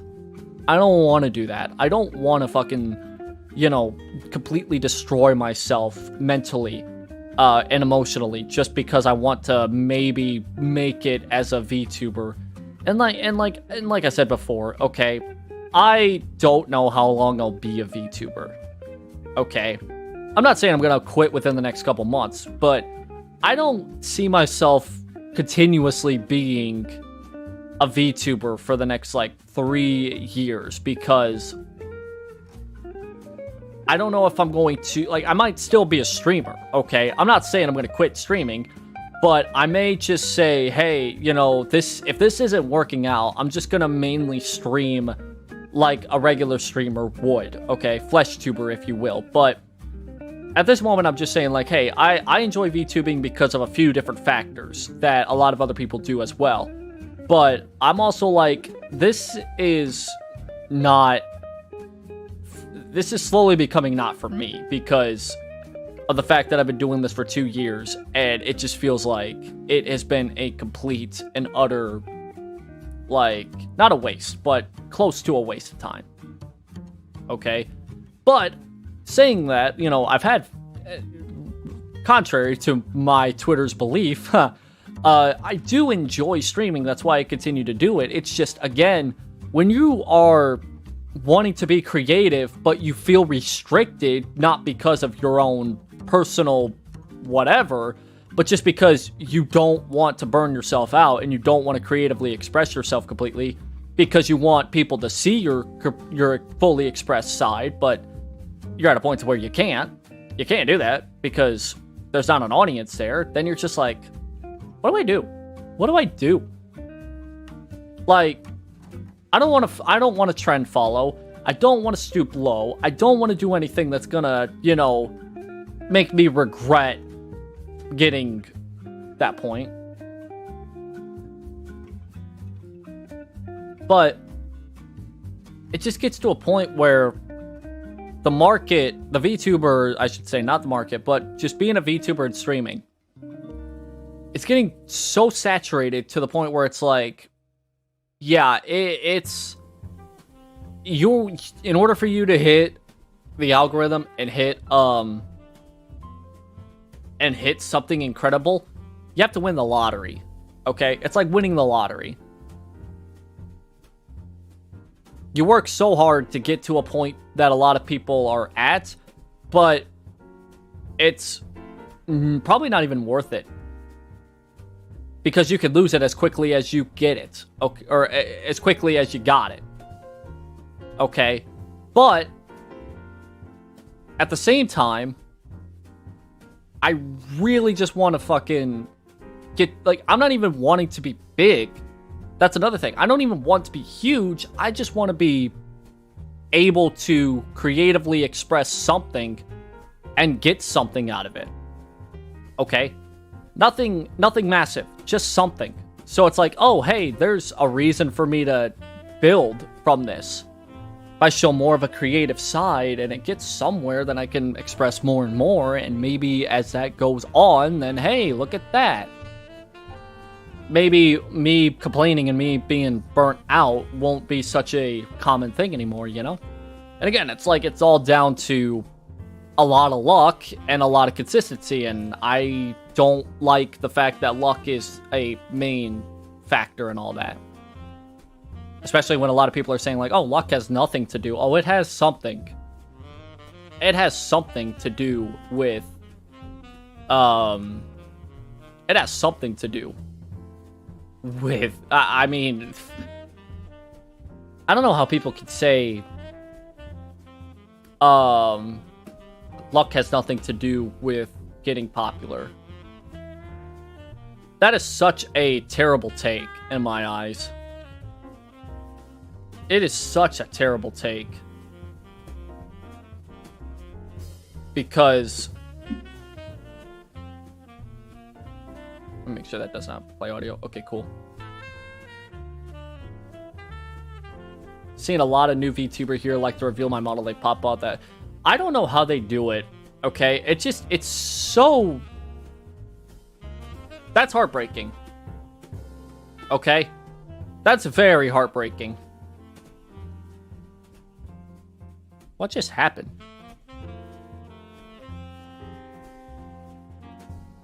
Stupid neighbors. Alright. My neighbors are very much into construction. And they're doing construction now. Even though I thought it was raining, but I guess it's not anymore. Alright, cool. That's great. Scared me. I thought my computer, like, was about to combust. Something was grinding in it, but no. Good. That kind of scared me for a second. Anyways. Yeah, it is very annoying with, trying to keep up with, like, Twitter and stuff like that. And you just scroll down and, like, every week there's always, like, a VTuber that's like, hey, I'm new, here's my model, or hey, here's this that's very baity. Very baity. Even if it's, like, not even... if it's not bad, you know?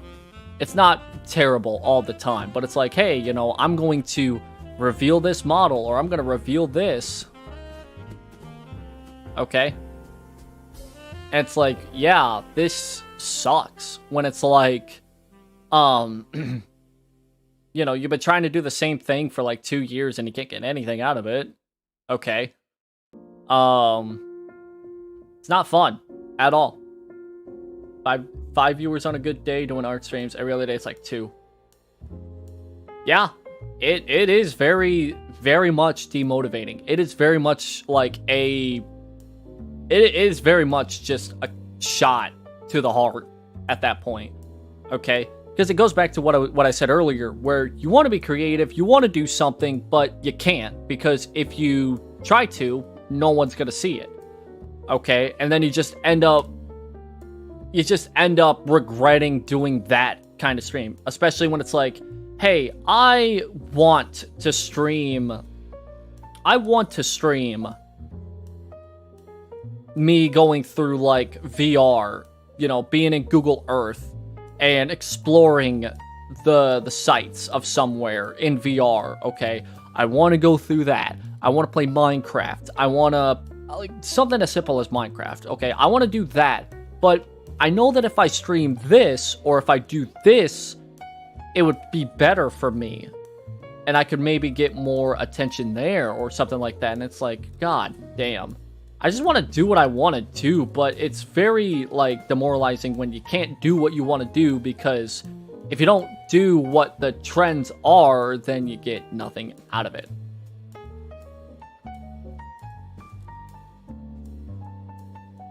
A few people playing, like... that's another thing too. Like, I don't enjoy playing horror games myself, okay? Because I'm not a huge, like, I'm not huge into that, okay? The only game I might even remotely do is like Phasmophobia. And that's on, like, special occasions. I might even do more of it because it's getting close to the Halloween season. But I really do not like doing Phasmophobia. And horror games in general, because it's just not something I enjoy doing, especially if I'm not in the mood for it. Like, if I'm not in the mood for that kind of stuff, then I'm just like, hey, if I want to stream, I just want to sit and just do nothing. Or relax and play a game and chat. Because I'm a chatty person. If you cannot tell by the fact that this stream has been going on for 2 hours and this is all that I've done for the last 2 hours. I'm a chatty person. Okay? I'm a chatty person. I like to just talk. I like to just put my thoughts out there. Okay? That's what I like to do. Not that chatty or downfall. Not everybody's chatty. Not everybody's going to be chatty, okay? That's just... That is unfortunate, okay? Because... like, being chatty is something that... It also is something that I don't like to brag about, because there are a lot of times where I'm like, I do not want to be... chatty whatsoever. Like, there's just times where I just want to I hate being chatty and then have a stream to where I do not feel chatty whatsoever. Like, I'll be chatty sometimes, and then there's other times where I'm just like, hey, I want to focus on a game or just not talk that much, and then I feel like I am too silent, or I feel like I am not as engaging, when in fact it's like the opposite. I'm like, hey, I would like to be engaging, I would like to be chatty, but that's hard to do sometimes. So it is it's a blessing and a curse in my eyes. But yeah, like I said, there's a lot of games that I'd like to do, and like a lot of stuff like that, but horror games is just not something I am a huge fan of, because I don't enjoy being stressed or on edge, okay? And playing those kinds of games, unless it's a collab, is not the way to go about it for me, especially after a long day of work. Now, then again, depending on how my new job is, probably won't be a long, necessarily a long day of work, but rather it'll just be a day of work, rather, just to fill in the void. But yeah, I've said this before already today, but I just hope that my new job is halfway decent. Like, I'm still training, so I won't be able to, like, completely say, but I don't expect it to be a terrible job whatsoever, because it's... This past week, I have probably felt the most chill after work in a long time. And I feel great after work every day. And being at work is a lot better, okay? There, because I work at a hotel now, which sounds stressful, okay? But it's a small hotel. It's a small hotel, so, you know, I don't have to do much, or worry about much, okay? And I'm gonna also be working during the late nights, so not much even goes down during the goddamn, like, peak hours, okay? Just a few minor, things that get a little bit overwhelming, but it's maybe, like, 10 minutes at most there. That's it.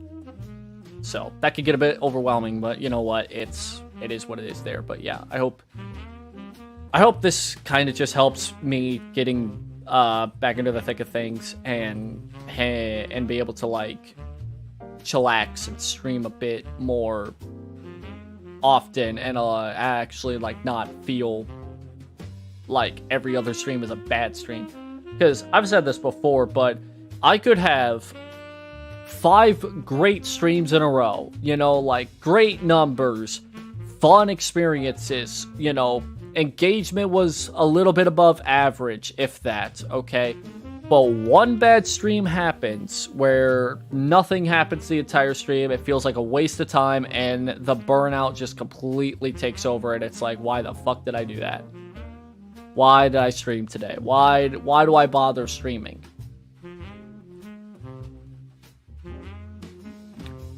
Just gets to a point where it's like, I don't know what I'm doing wrong, or I don't know what I'm doing in general, and it's just a complete and utter shit show. Okay, and then you just feel completely like bleh, essentially. Like, again, I would totally love to be the most confident person in the world and be all like, hey, I want to continue to stream and be all like, you know, bad days happen every so often, just gotta let it go or whatever. But it just seems like, again, when you hit that point to where you have that one bad stream, it's just like, oh, fuck. It's not fun. It is not fun, I will say that much. But, again, it just goes back to what I was saying earlier, how it's like, I want to be creative. I want to express myself in a fucking, like, big way, okay? But it's hard to do that when you just have the struggles of having a very inconsistent, I don't know how to say this, but, like, everything is very inconsistent, okay? Like I said, 5 streams I could have where things are great, incredible, they're awesome, they're amazing, and then one bad stream happens and it's like, I can't predict it. I can't predict whether or not a stream is going to be a good stream or not. And because of that, I'm just like, well, fuck, man. I don't know, I don't know how to deal with it, you know what I mean? Like, I don't know what I'm supposed to do. How am I supposed to predict this kind of stuff?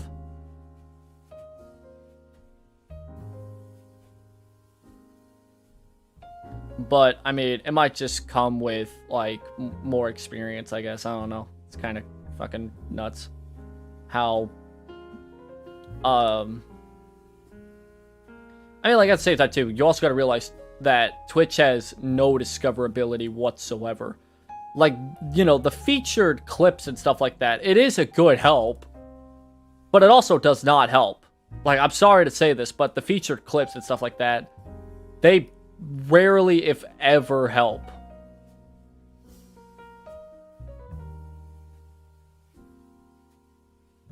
like,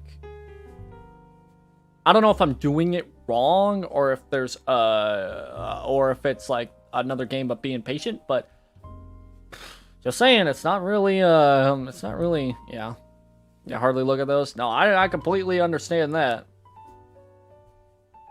I mean, I don't really mind either way, because I mainly only use like I will say this though.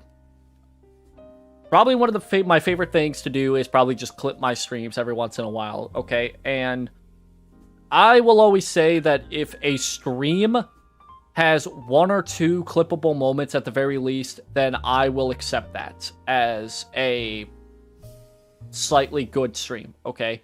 Because I like having a clip, being like, hey, you know, it's there. There's a clip on YouTube if you need it. To be all like, hey, this is what my streams are like. Okay. Now, granted, if I upload that to YouTube, nothing happens with it, but hey, it's better than not having it out there, I guess. But that's what my entire channel's basically at this point. It's either you get my streams on YouTube or you get my clips on YouTube. Why do I have that open 3 times? Anyways, like, I have most, if not all of September full of clips and stuff like that being uploaded. So if people wanted to watch anything on YouTube, my YouTube, I should say, then you got, like, a clip or something like that to watch. And there's that. There's also the streams, too, which could also help, too. But, yeah, I like to upload the clips onto YouTube because, yeah, and I also have way too many to have. So I need to start uploading more on there, essentially. But I don't have a whole lot of hope for my featured clips. I mean, I still feature some clips hoping that something happens, but doesn't feel like anything will happen out of that, okay? Because like I said, it's game of chance, essentially. Can you or can you not hit a certain algorithm correctly? That's essentially what it is.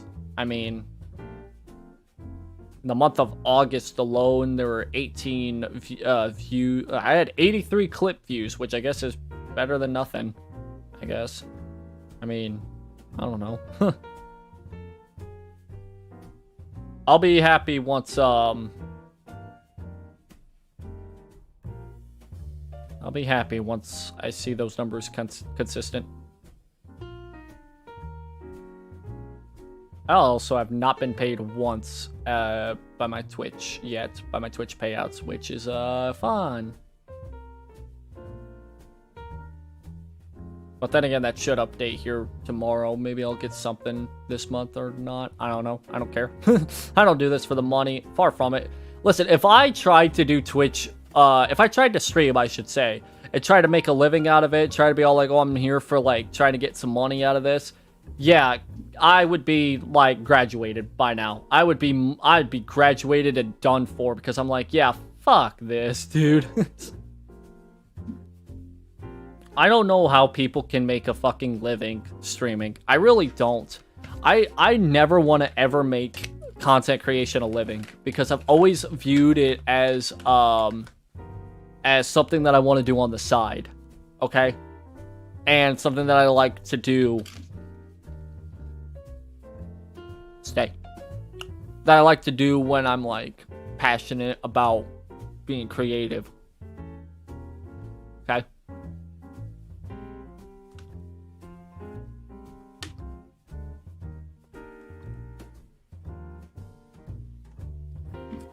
Like, I don't make music for money.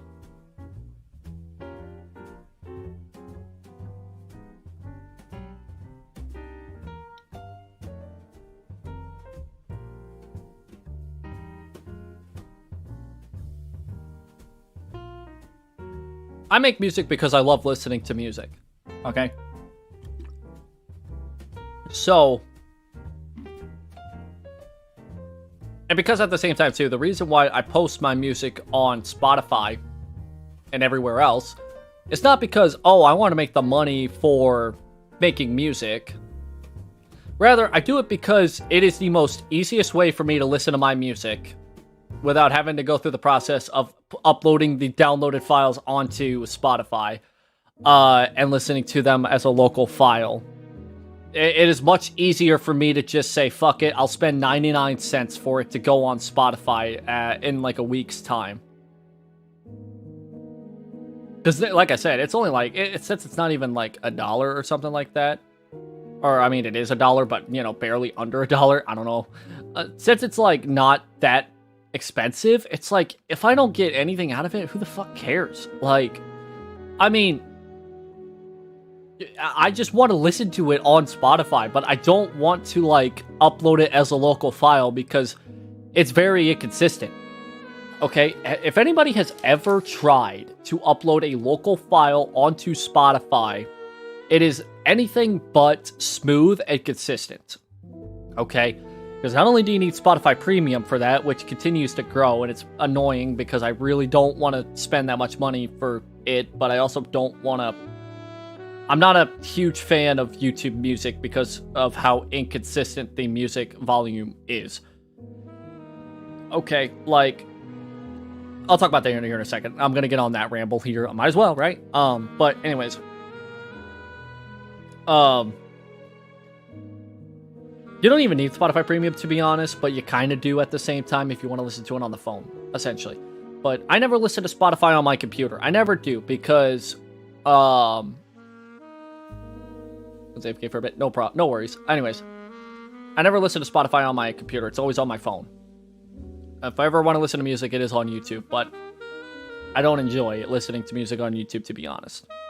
I'll never get YouTube Music for a couple reasons. But anyways, like I was saying earlier, I don't enjoy uploading the local files, so that's why I am like, hey, I'm going to suffer the consequences of having to deal with all the the legal bullshit of trying to upload a file of music onto Spotify. And the reward of that is, hey, guess what? I get to listen to my music on Spotify and not have to open up YouTube to listen to that. Okay? So I made Spotify my place to listen to music for about 10, 15... I don't want to say 15 years, about 10 years. Definitely 10 years at the very least. And I'm like, hey, you know, I don't care. I don't care, okay? Like, a lot of people say, like, oh, Spotify is bad because of X, Y, Z, and I'm just like, I don't fucking care. I just want to listen to music, okay? On my phone. And it's an easy way for me to do it, okay? Like, it was just an opportunity when I started. It was an opportunity for me to listen to music on my phone without having to go through YouTube's little inconsistent music volume, okay? Because this is a problem whenever I listen to music on my computer, is one song is going to be incredibly loud, the next song may not be as loud, or it may just be a tad bit louder, and it's like, great. So I either have to constantly turn up the volume, or turn down the volume, and I'm like, hey, you know what Spotify does? Not that. Because it normalizes the audio volume, so it's like, hey, guess what? I can listen to the music at a certain volume, and it's either a setting to where I don't need to do that, or it's a setting where I can do that. And also at the same time, too, I just enjoy listening to music on my phone. So that's why I upload music on there. Okay? And like I said, I like listening to my own music. I mean, I'd be crazy if I said I don't. Why the fuck would I make music if I said I would hate it? Just seriously.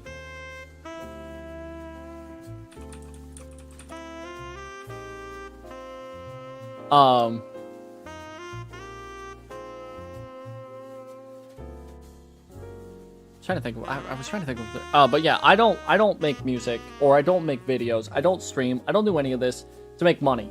Okay? I can't. Even if I wanted to, I can't, because like I said, if I tried to, I'd get burnt out so easily. Because I'd be so disappointed with the fact that I can't make money that quickly.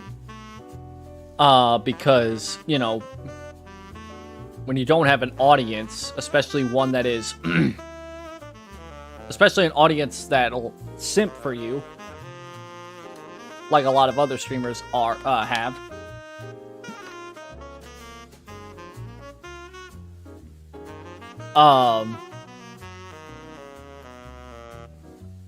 You just kind of you just kind of make it to where it's like, hey, I have to make this more of a hobby than anything else, because, yeah. It's just not great.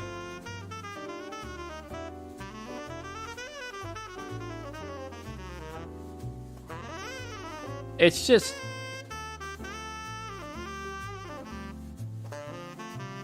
It's just not great.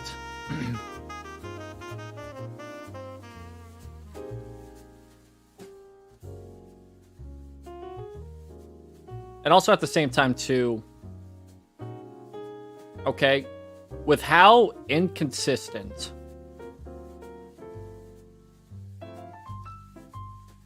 with how terribly inconsistent streaming is, okay,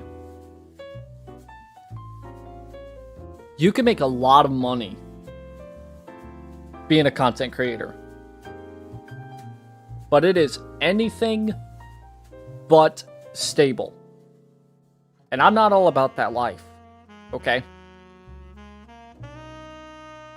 I have never wanted to ever have a job to where income was unstable.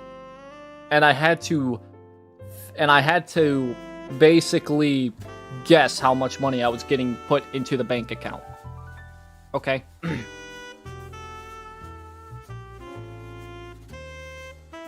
Now, sure, that's not for everybody. Some people may like the fact that they would have to work hard in order to make a lot of money.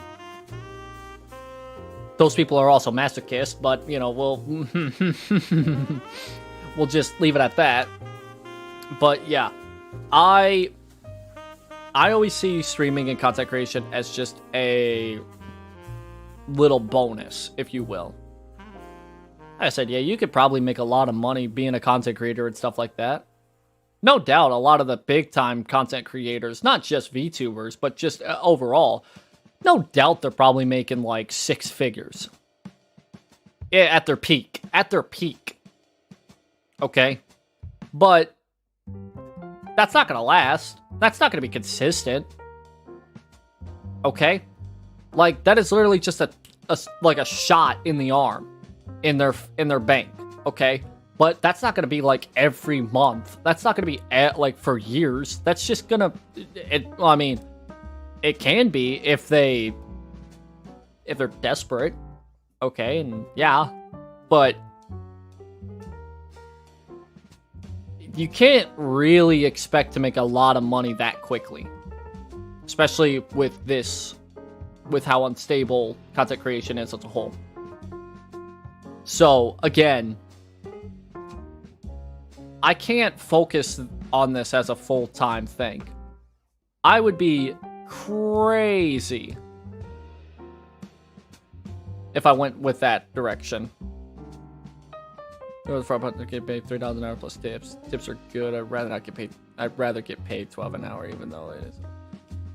Yeah, that's another thing too. I don't like the tipping culture here in America. Just pay them a fair wage, first off, because people are slowly but surely turning against tipping culture. Like, I don't try to not tip whenever I am out and about, but I'm also like, I don't want to spend a whole lot more money than I am already spending, okay? Now, if the prices for things were cheaper and stuff like that, I'd probably tip a lot more, because I'd be all like, hey, you know what, fuck it, man, like, yeah, that's fine. But if I'm already spending like $30 on something, which, by the way, I would fucking hate, I never like to spend more than like $10 on meals or foods. Yeah, I'm not a huge fan of that, okay? Like, I always try to limit my restaurant expenses down to like less than $10-15, because I'm like, hey, I'm not a very big eater. Like, I could get through with like maybe 2 meals, maybe not even like a meal and a half a day. So it's like, I don't go out that much, because I'm like, dude, it's $10 to eat something that I'll probably eat half of. And even if I eat all of it, it's not like it's a lot. It's like barely yeah, like, yeah, I'd much rather cook than I would go out or do anything like that, because at least when I cook, it's like, okay, I can make how much I want to make. And actually, you know, not spend an arm and a leg to make it, okay? So, I mean, I make $13.50 what I do at my new job right now, which is fine.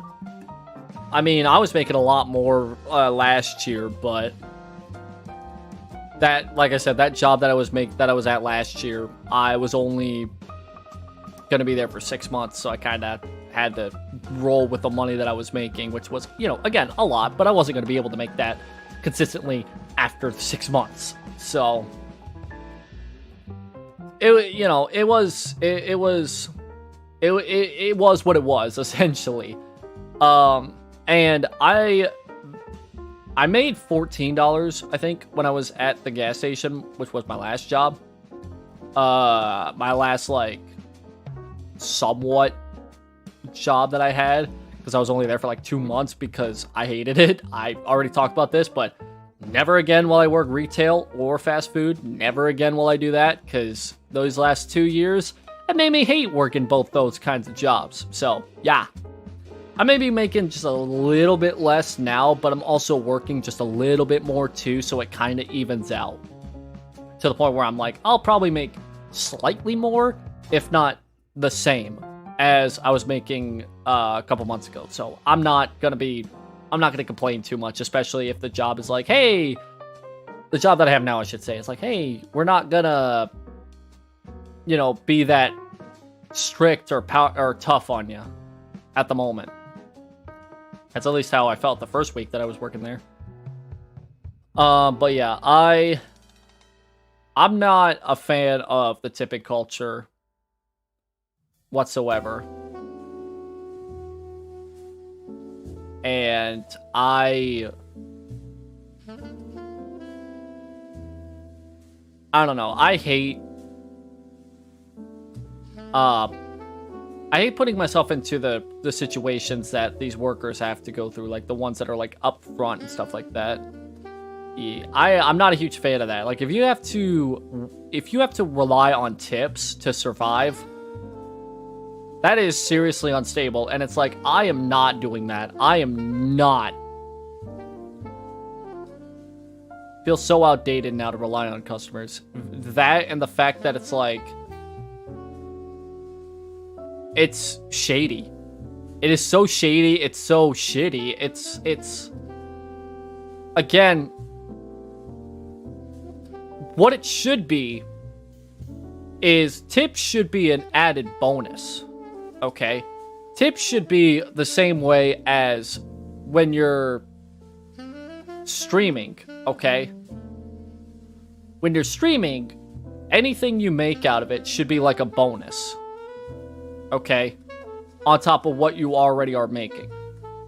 It's like the same with, at least for me, that's how I see it, okay? Like, you should easily be making, at the very least, like, maybe $11 an hour if the person in the back are having, like, 2, okay? Okay?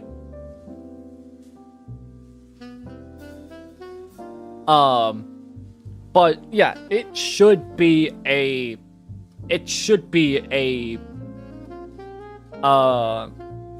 bonus on top of everything. There was one job that I didn't take because when I was okay, so little story here. When I was searching for a job back in August, I almost went with a job as a I would have been working at a car dealership. And I would have had to have been, like, doing the accounting and stuff like that for him. So, not only would I have to make sure the money and stuff like that we were getting from payments and stuff like that were coming through, but I would probably have to repo cars and stuff like that. Sounds cool. And don't get me wrong, it would have been fun for me to try out because, again, I wouldn't necessarily have to deal with people unless I would have to go and repo their cars. The dealership I would have worked at, I should say, is like a dealership that helps out the poor people in a way. Like, they don't have great credit. They don't have good... Like, yeah, it would be pretty common for me to repo these cars because they wouldn't be able to make payments, essentially. But, either way, okay, it was like an accounting job. But there's a reason why I didn't go with it. Okay? The main reason is that it's 30 minutes away from me. Okay? And I live in an area where a lot of the jobs that are near me are like a couple minutes away. Okay? And if you're gonna make me drive 30 minutes to a whole different city, to a whole different town, you're gonna have to pay me good. You're gonna have to pay me some compensation for it. So I could still see some reason to drive 30 minutes down and back to deal with work. Because why should I work 30 minutes away to be paid like $13 an hour when I can easily make that same money working for some other place that maybe is only like 10 minutes away? I could save a whole lot of money there because of gas. Okay? But it's not just that, but at the same time too,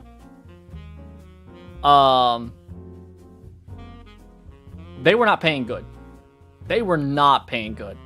Like, less than 12. Okay? I don't think it was less than 12. I think it was 12 or 13 an hour. Exactly. So it's like, I'm not making any money. But they were like, oh, if you sell stuff, or if, you know, we as a whole company sell stuff, it's a bonus. You get a monthly bonus. No thank you. Plus, I would have been working probably 50 hours a week. So I would have been fucked, streaming-wise. So I was like, yeah, no. No thanks. I'm not going 30 minutes, only getting paid 13 an hour for 50 hours a week. And maybe, just maybe, I would get a bonus. Like, they were talking about it in the interview.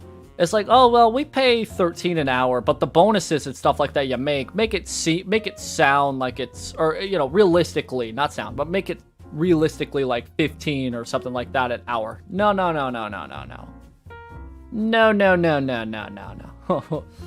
I ain't doing that. I ain't doing that whatsoever. That's just not gonna happen.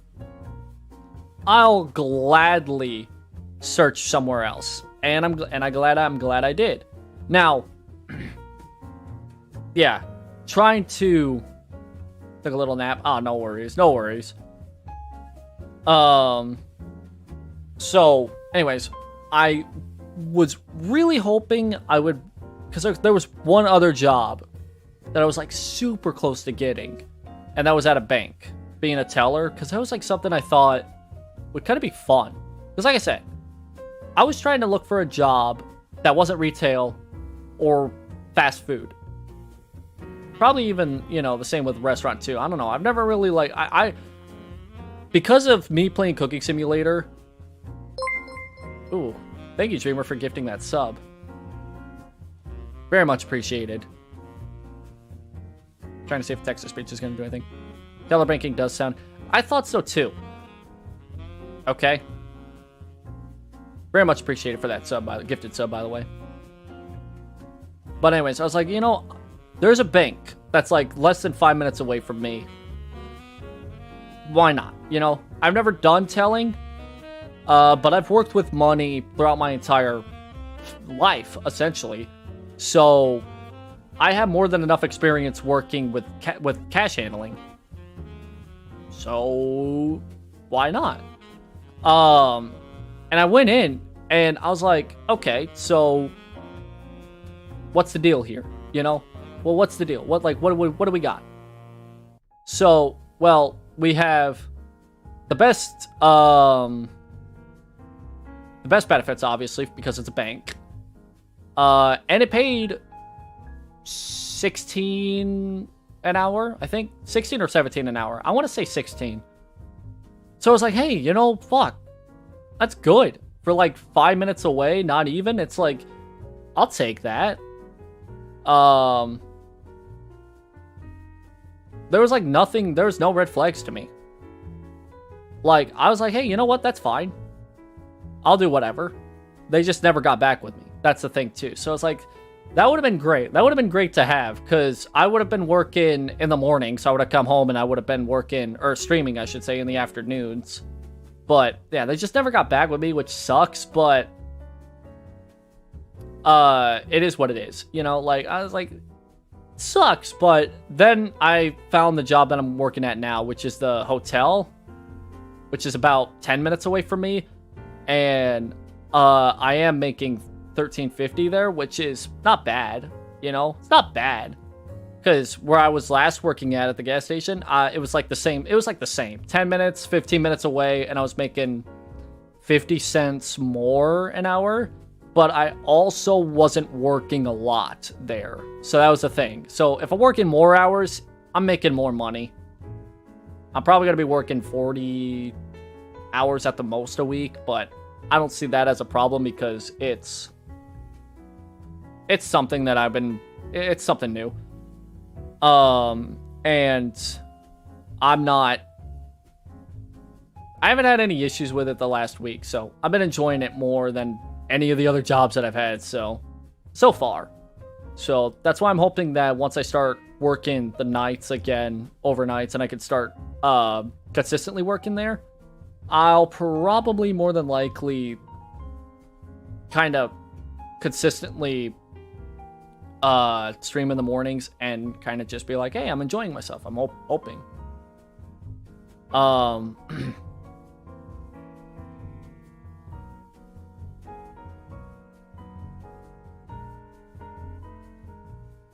I'm just hoping that that as time goes on, that this fucking shit with trying to find a job and money and shit like that doesn't stay, because it's a pain in the butt. Trying to be all like, hey, you know, I want to work for a certain company, or I want to work for something, but I can't because they don't get back with you, or they don't do anything with you, or something like that. So that's a pain in the ass. That's a pain in the ass.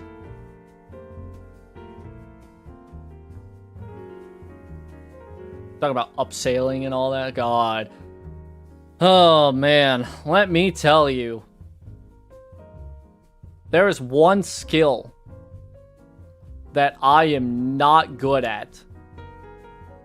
And that's trying to upsell. Because why the fuck do I want to do that? When I worked at the gas station, that was the number one thing that they wanted me to do, was always be all like, hey, you know, this stuff that you're trying to buy, you know, you can buy 2 of them and get them, you know, 1 for free, or hey, these are like 3 for this much, or hey, this is, you know, like all the upselling shit. And it's like, I didn't even bring it up. Like, I didn't bring it up because I was just like, I don't care enough to do it. Like, if people want to do it, then go ahead. Okay, I am just not gonna be that kind of person that's gonna be like, I'm literally just there to just make that buck and leave. That's it. So yeah. Yeah, it's like, it's nice to know, but if people don't want to do it, then alright, then they don't have to do it. Alright. It's just... And then, but not just that job, but like, okay, so there was a part of me, and I don't really want to talk much about this because it's nothing like major, but I nearly wanted to start becoming like a travel advisor or agent, if you will, where I would help people with setting up traveling and stuff like that, like booking hotels or flights or whatever. And there's many ways of getting into them, okay? And the main thing is being a travel, from like the 2 weeks that I was like wanting to be a travel advisor, I looked up all the stuff about it. And it is not good. In my eyes. Because it is... Okay. For a few reasons. And this will take me a couple minutes to explain. Mainly. Okay. Let's talk about pay for this real quick. Because that's kind of the number one thing. You get a lot of money. You can get a lot of money with it. Okay. But it's a very small amount. Okay. Let me explain this. Okay. In fact, it might be better if I pull up Photoshop to do this, or like draw this out, because there is no other way for me to explain this and make this seem correct, because it is not correct. Also, all my presets reset. That's great. Anyways, I'll work with that later. Let's see. I'm gonna make this work somehow. Give me a second. I gotta set this up on here. I have not done this. Window capture, Photoshop. You're close.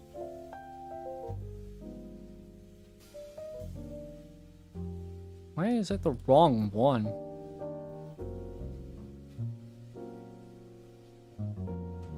It's the wrong window and it's not popping up the right one. Not that one. Or that one.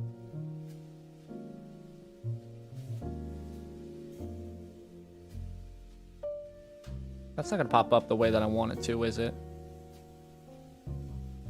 Shout out to Photoshop being Photoshop and being awful.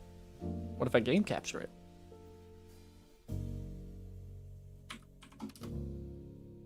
Can I theoretically do this? I guess I'm gonna have to display my main screen, am I? I don't want to do that. I might have to. Yeah, I'm gonna say I'm probably gonna have to do display capture, which is not something I really want to do.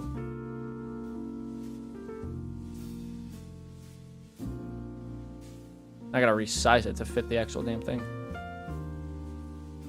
Could crop it. Yeah, that's probably what I'm gonna have to end up doing too. Because I've never been a huge fan of display capture, because you never know what could happen with display capture. Why am I getting a random phone call from there?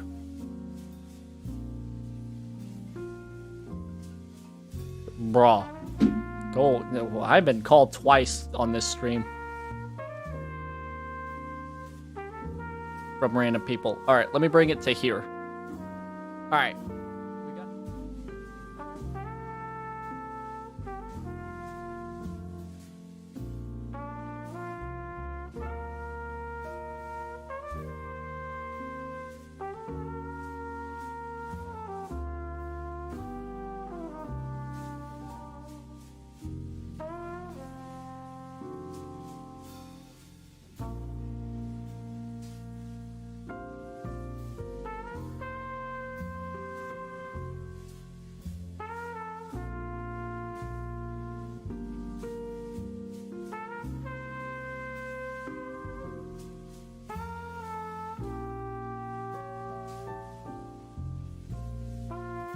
There we go. I forgot I was muted for a second.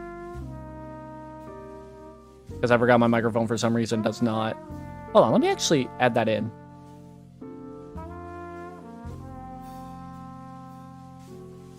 Perfect.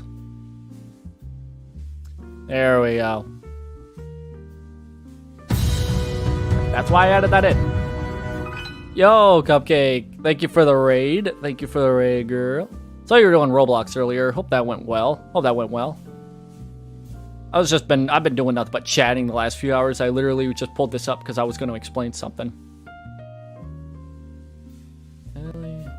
Went well. Nice. Let me see if I can do a quick shout out. I don't know if this will work or not. Let's see if that works. That works. Gives 2 shout outs too. Hell yeah. Went well indeed. Nice.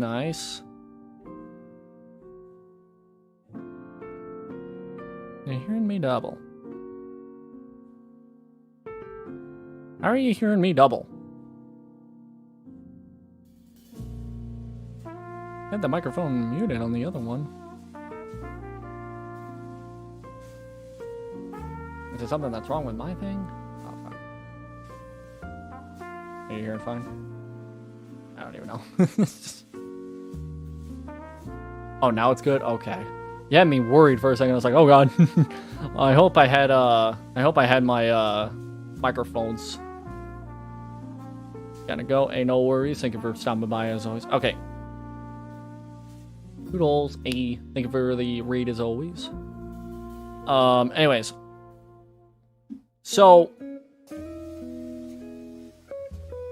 let me see how I can explain this in a way that makes this okay.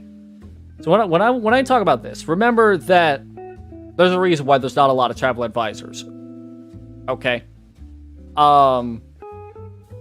Essentially, what you gotta do is you gotta upsell like a motherfucker because you want to book a lot of things for a lot of people. Okay.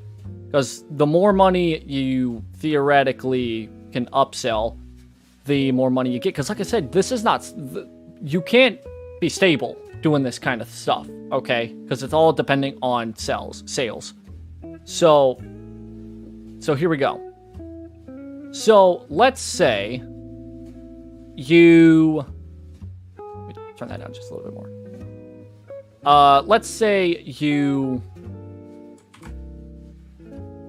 do a sale, okay? And you somehow make a total of, or you do some sales and stuff like that, and it's just a number off the top of my head, okay? $5,500. Now you might think you could get a lot of money out of that. You know, that's a lot of money, okay? That's this much money might be coming your way. Well, not exactly. Because you would then get maybe at most 80% of this money. Okay? So at most, you're making 80% of this said money, which is not too bad, okay? Quick math. Okay. So 80% of 5,500 is 4,400. Which, again, not too bad. That's a lot of money, especially if that's, you know... Okay. There's that. Except, it doesn't end there. Because depending on what you book and what company you use, okay, in order to make these, sales. So let's say if you book a flight with American Airlines, or you book a flight with Spirit, or you book a flight with whatever flight company. Okay, you book a flight through them as a travel advisor or whatever it's called. Okay. They also they only give you a commission percent. A certain commission percent. Which for a lot is less than 15%. So let's say out of this $4,400, you make maybe 15% out of that.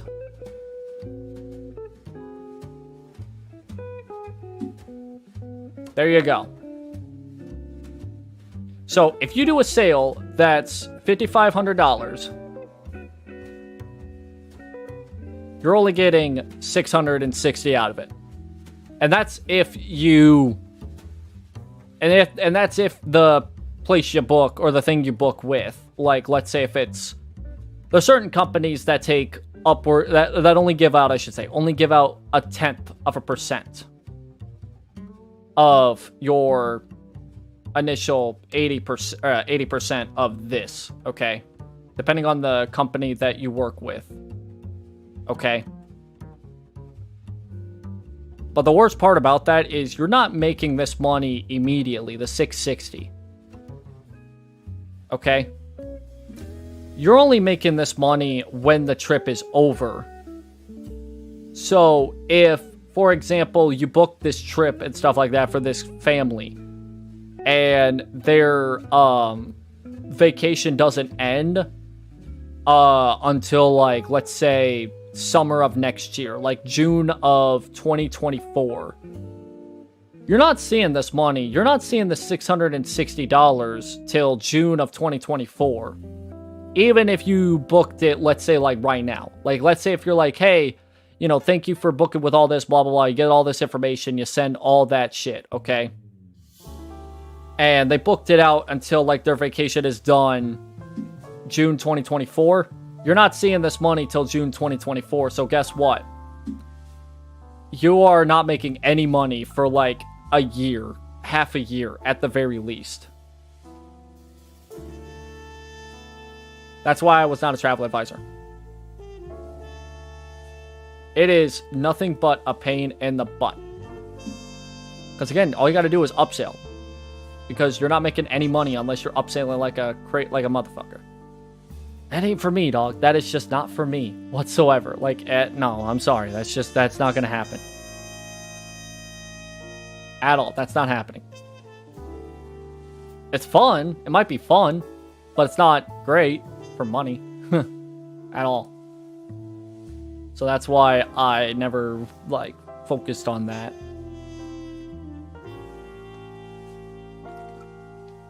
Because that's just not a good... That's more unstable than tipping and stuff like that.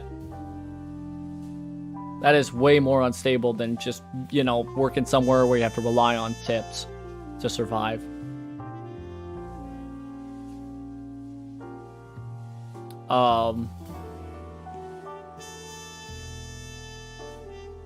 Yeah, I need to remake my presets real quick.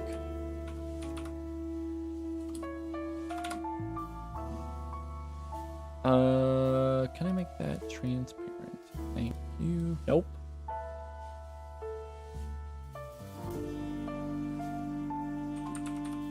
James travel guide to help out scammers or next locations. Abso-goddamn-lutely. That's why YouTube is a very, very good thing. That is why YouTube is a very helpful place to look up videos. Okay? Because I'll be the first to tell you that whenever I went to Germany and Japan, YouTube became my #1, damn it, for, like, my entire time of preparation. Okay, especially with, Japan. So I was trying to prepare for Japan, and it's like, I want to know what I can do. Like, how do I set myself up for success in Japan? Well, thankfully, YouTube exists for a good reason. And they were like, hey, you know, do this when you get off the plane. Make sure you get yourself a travel car, or not travel car, train car. And I was like, oh, fuck, yeah, you're right. I should probably do that, shouldn't I? And yeah, I thankfully did. Because that made my trip a whole lot better. I'm telling you what, though, YouTube might as well be the best. YouTube's your best travel agent. That's about it. But, yeah. Again, though, it is extremely expensive to travel. Not my,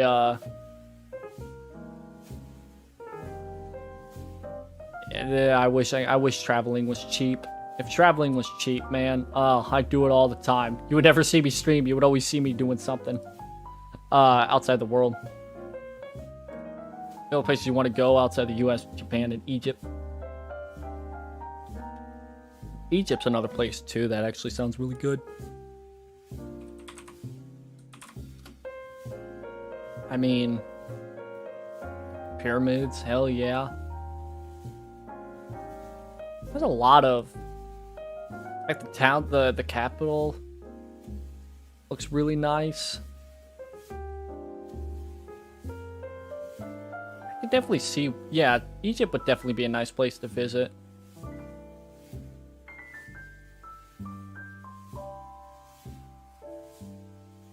But yeah, when I visited Japan, I had a hell of a time. I definitely would, like, recommend Japan and stuff like that for anybody to visit, because it is always a treat. Traveling is expensive, I will say this, but you can get away with like only having like $3,000, $2,000 to have.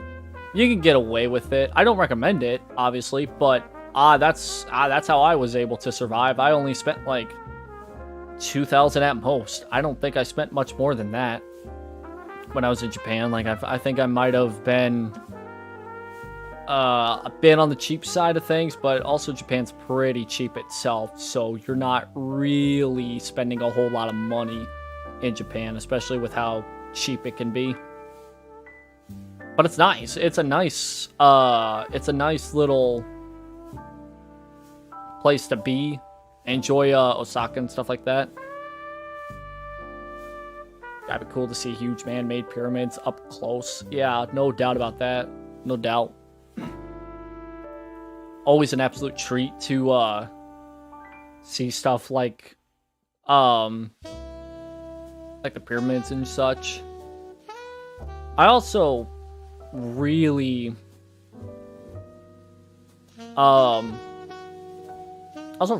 enjoyed, like, I also enjoy like the cityscopes and stuff like that. Osaka was a nice place to stay at. Visiting Namba was great. Made me feel like a weeb again. Just saying, like, it's always nice to just kind of like hang out in like a city for a couple weeks and just kind of just be there and just see the sights and the sounds and all that. I like it. I liked when I was in Japan. I liked the adventurous side of Osaka and just kind of just hanging out there and just exploring the city as is.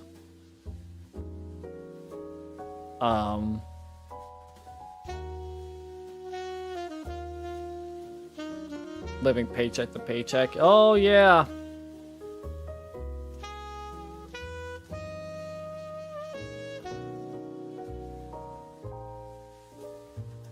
Yeah, I mean, that's just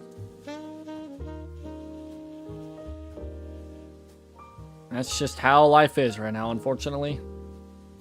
If you're not making a crap ton of money, you are paycheck to paycheck, essentially.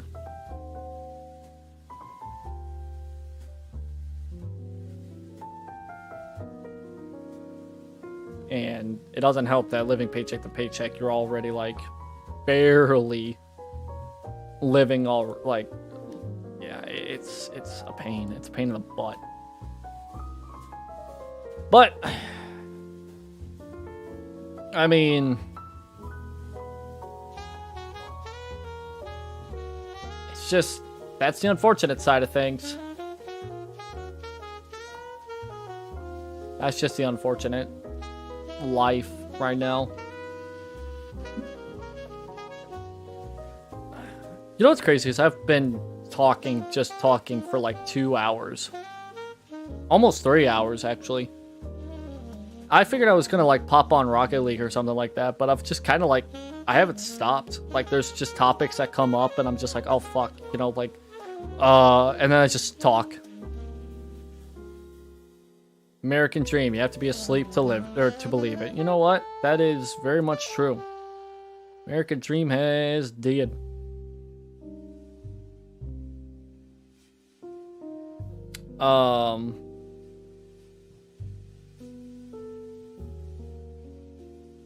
But I might end up doing Rocket League tomorrow because I have tomorrow off too.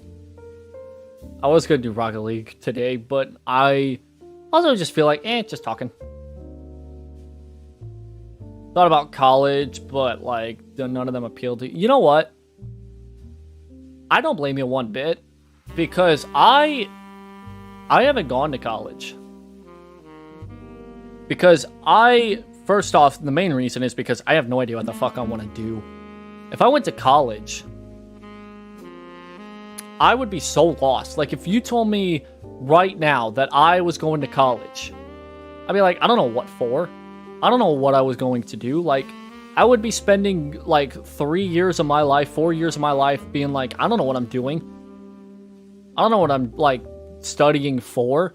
Like, I know I like traveling, I like music, I like all that stuff, but I'm not studying any of this stuff, because the reason why I like music and the reason why I enjoy making it or listening to it is because I don't know what goes into it. But if you told me that I had to spend the next 4 years of my life no-lifing and studying how it works and studying music theory or studying art or something like that in order to like make a living out of it, I'd burn myself out and I'd be all like, fuck this. And then I would just hate listening to music. Like, I enjoy making music and I enjoy streaming because it's something that is fun to me to make and enjoy. But I am not going to, like, make it a living because that just makes me want to not do it. It also doesn't help, too, that if you're trying to go to university or college in America, you are not only wasting your money because of college tuition and stuff like that being unbelievably expensive, but at the same time, too, any job you are looking for with your degree or whatever takes a lot of experience, and you're not getting any entry-level jobs.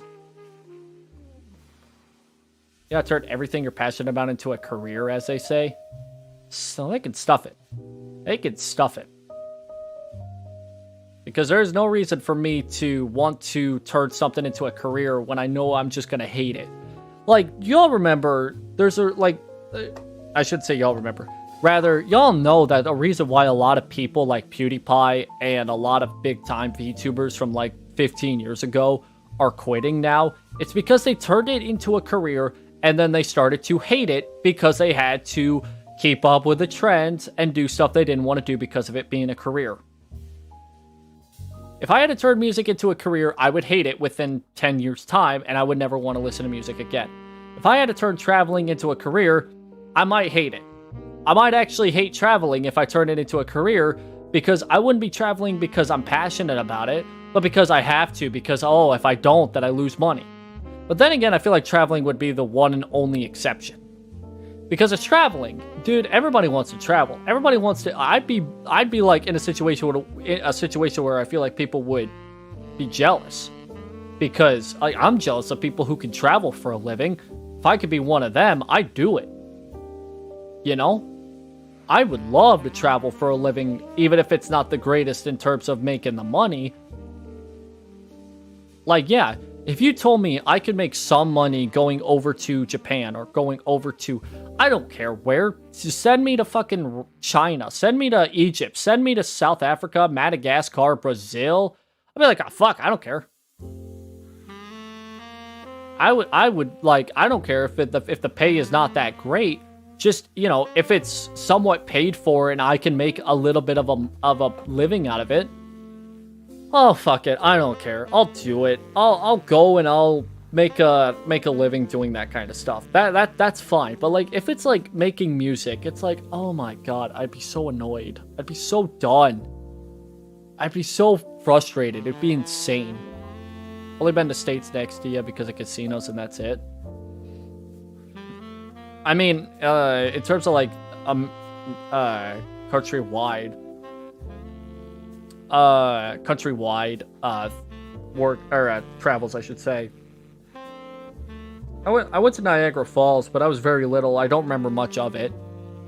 I've been to Florida once to meet up with a friend, which was nice. I've been down to a couple different states, but only because they're close by to me. That's about it. There was a point where I was thinking about working on a cruise ship because they had a couple, I think it was like American Cruise Lines. They had some openings for, I think, restaurant attendees or something like that, waiters.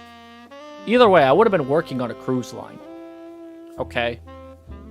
But the reason why I definitely didn't go with that is because the way that they have it is this is when I was in the middle of streaming, and I was like, hey, if I did this, I would be gone for over half a year.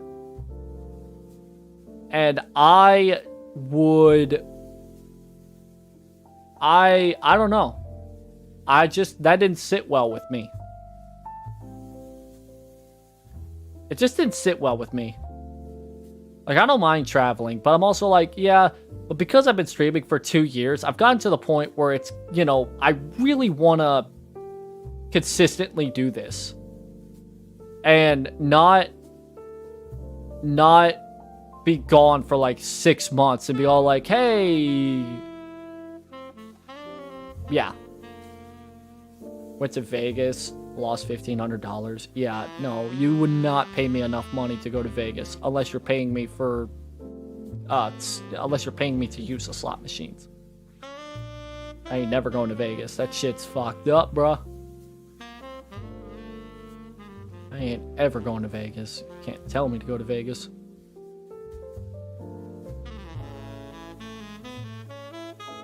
Oh, let's see. I might not be live for too much longer. I mean, I've been live for 3 hours just talking. But I definitely will, like, I'll keep at it for a little bit longer. Why not? Hotel was nice. Parents enjoyed themselves. That's nice. At least, like, that part was nice.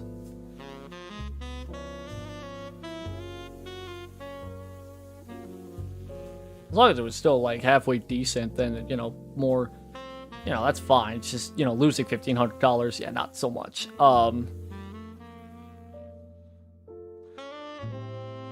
Sightseeing via the monorails, yeah, that's definitely...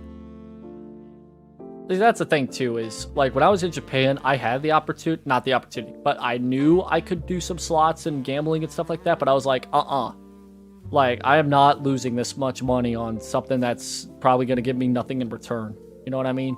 Like, a lot of the arcades and stuff that I went to in Japan had a lot of, like, slots and a lot of that kind of stuff to them, but I knew that I was not going to get anything out of it other than just sitting down and pushing buttons and not getting anything in return. So I was like, I'm not going to do that. That's not fun at all. Like, it's already bad enough I do a little bit of sports betting as is, and I don't make anything in return because I'm not smart.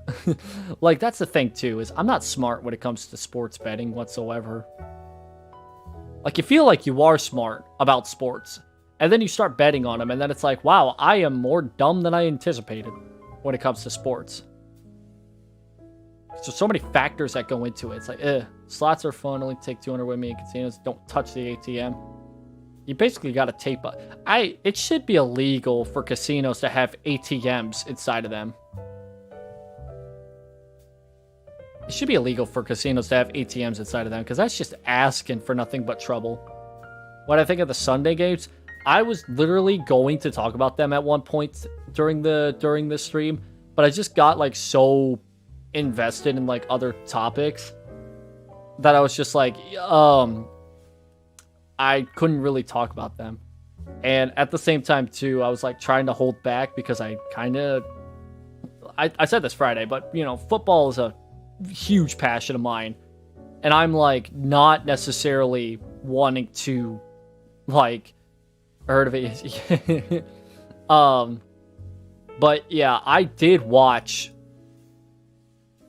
almost all of the games yesterday. The only reason why I say almost all the games is because I think the only games I did not really, like, pay attention to were, let me see.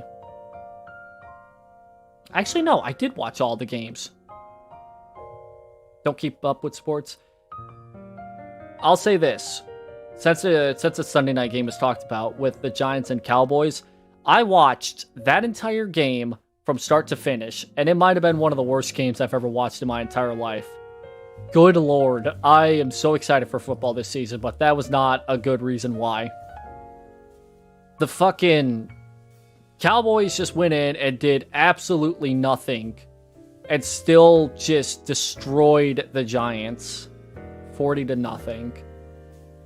And the game was pretty much over by the end of the first quarter, let alone, you know, yeah. I was just, like, nobody gave a crap about the game once the second half was underway. And I'm just sitting there. I'm just like, is something going to happen? Nothing happened. Like, okay. Let me see here. First drive for the Giants resulted in a blocked punt for a touchdown. Then their next drive, they lost 10 yards, then punted. They ended up getting, like, multiple interceptions, one of them being a pick six. Okay. Pick six, another punt after, like, a few yards. Then their next drive was another interception. Then another missed field goal. Then at the end of the half, after a net gain of -7 yards. Like, they did nothing. Like, the Giants were lost the entire day. Like, it was bad. It was terrible. 7 sacks allowed by the Giants. Absolutely terrible. Just absolutely terrible. Stuck with soccer. Soccer's like I'm a very sporty person, but soccer's like the only thing that I will not like care about, because I'm just like I don't care so much about soccer. Like, I get that the atmosphere and stuff like that's like it's an interception led to a touchdown. Yes. There was a pick six on the Giants' third or fourth drive. Then they also had a blocked field goal for a touchdown. One of the rarest ways of getting a touchdown happened like first drive of the of Sunday Night Football. So there you go. There you go. I can pull up the scores and stuff like that here in a second. Germany won the. No, I'm thinking of no. Yeah, okay. I was about to say Germany was a women's, but no, I was thinking of France. I think it is France or Spain. I know one of them won it. But yeah, fucking, I do not pay attention to soccer at all. Because again, like I said, I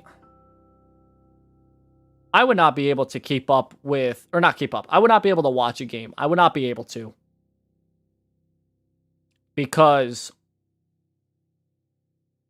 I just cannot be entertained watching any of those kinds of games. Okay, I've tried multiple times. Don't get me wrong. I've tried multiple times. I just can't. Soccer's just way too hard for me to just sit down and like watch all 95 minutes of. Okay.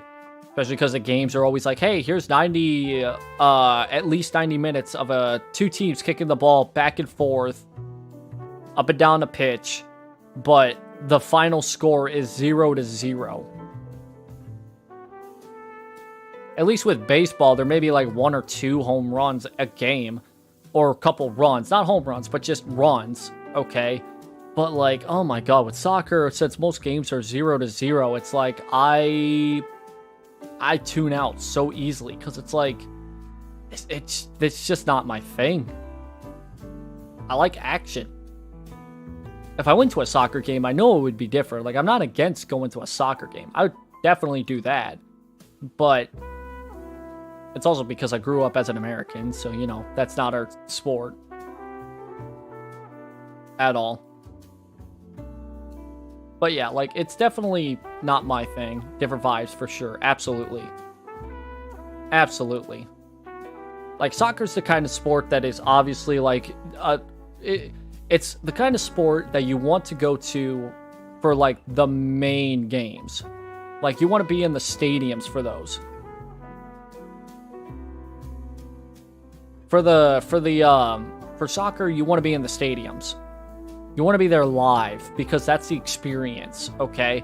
Like, you may not be there to really, like, even if the game is, like, not the greatest game in the world, even a terrible game on TV may be a fun as hell experience, okay? But again, since I don't live in an area to where I can freely do that, that's not great. Oh, it was the basketball. Germany won the World Cup for. Yeah, you're right. I love how there's FIFA and FIBA. Because FIBA's the whatever basketball association. I don't even remember what it was called. But here's the games from Sunday. It's also very zoomed out. Let me zoom that in.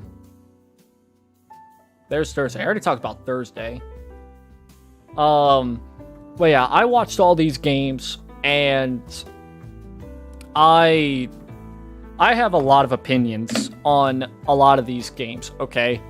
First off, overall, I believe week 1 is a very special week because I think last year there was a lot of closer games. There was a lot closer games last year. Or at least I feel like there was. Because these games right here, they were all sorts of spread out. 10-24, 9-25, 3-24. I feel like they were a lot more like closer last year than they were this year. What in the hell? Do I care? No. I think I'm maybe too far zoomed in for this. Just a little, just saying. I was hoping I can make... Shut up. Fucking audio's playing. I know you probably can't hear that because I have it muted on the streams. I'm gonna see these scores. I hope you can just a little bit. I mean, I could probably zoom this up on my desktop thing real quick. I could probably zoom this up. Much better. That's much better. For now, I'll have to zoom that back out when I get done. But anyways, so I have like an opinion almost for every single game because I've watched every single game because it is possible to do that, thankfully. But the main thing I will say, okay, as well. So one of the biggest storylines coming into this week was the new quarterbacks for the Panthers, the Texans, and my team, the Colts. Okay. They were the top 3 quarterbacks taken out of the first 4 picks of the draft last year. And all of them lost, first off. But here's what I will say, okay? For Bryce Young, who's the quarterback for the Panthers. He did pretty well, but he struggled. He struggled a lot. Not as much as the Texans quarterback, C.J. Stroud. He struggled a lot more. I want to say this as unbiased as possible, but I am more impressed with Anthony Richardson, who's the quarterback for the Colts, and my favorite team. I am more impressed with him than any of the other quarterbacks because of how he played, okay? He didn't play perfect, but he did play a little bit better than the other 2 up here. Or here, I guess. Yeah, I would probably... I don't know. It depends on how next week goes. Now, next week, the Texans play the Colts, so we'll see 2 of the new quarterbacks facing off against each other. That'll be fun. That'll be fun. I have to work for that game, but I'll try to watch that game. But yeah, I think my favorite game to watch outside of my team playing, my favorite game this week was the Dolphins and Chargers. Look how close that score is. That was very fun to watch, okay? This game fucking sucked. This game sucked. I hate that was Sunday night. I'd like to see what the ratings are for that game, because that had to have been abysmal. That game was a blowout. Like, there was a lot of blowout games this week, and I kind of feel bad. Because, like, Thursday was a hell of a game. So I was like, oh, I have, like, somewhat high expectations. And then there's, like, here's a blowout. Here's a blowout. Here's a shitty game that was close. Here's another blowout. Here's a blowout. That one was a blowout, and these two were blowouts. Like those two were not fun whatsoever. Didn't enjoy watching these two. This one was surprisingly a game in the second half, even though the Eagles were up like almost 20-0 at one point. I hate how this one was a blowout, but yay. I am not surprised that Washington won because the Cardinals are purposely trying to tank this year. But they almost lost, so fun. For my team, if I had to speak on my team's behalf here, I am not entirely certain if it's going to be a good season or not. I am definitely going to say my expectations weren't too high, but, I am a bit impressed with how Richardson can play. He's not the worst, but he's not the best either. Then again, the Jaguars are going to be one of the top teams of this year, okay? And the fact that the fact that the Colts were able to hang on and actually lead for a little bit of time, while the Jaguars just kind of slowly, methodically went down the field. The Jaguars are not a pushover team this year. They're not going to be that much of a pushover, okay? They're going to be one of the top teams this year. If they stay healthy. They have a lot of weapons on their team, and that's not great coming from a guy who wants to see his team in the playoffs, but in order for that to happen, they have to go through this team.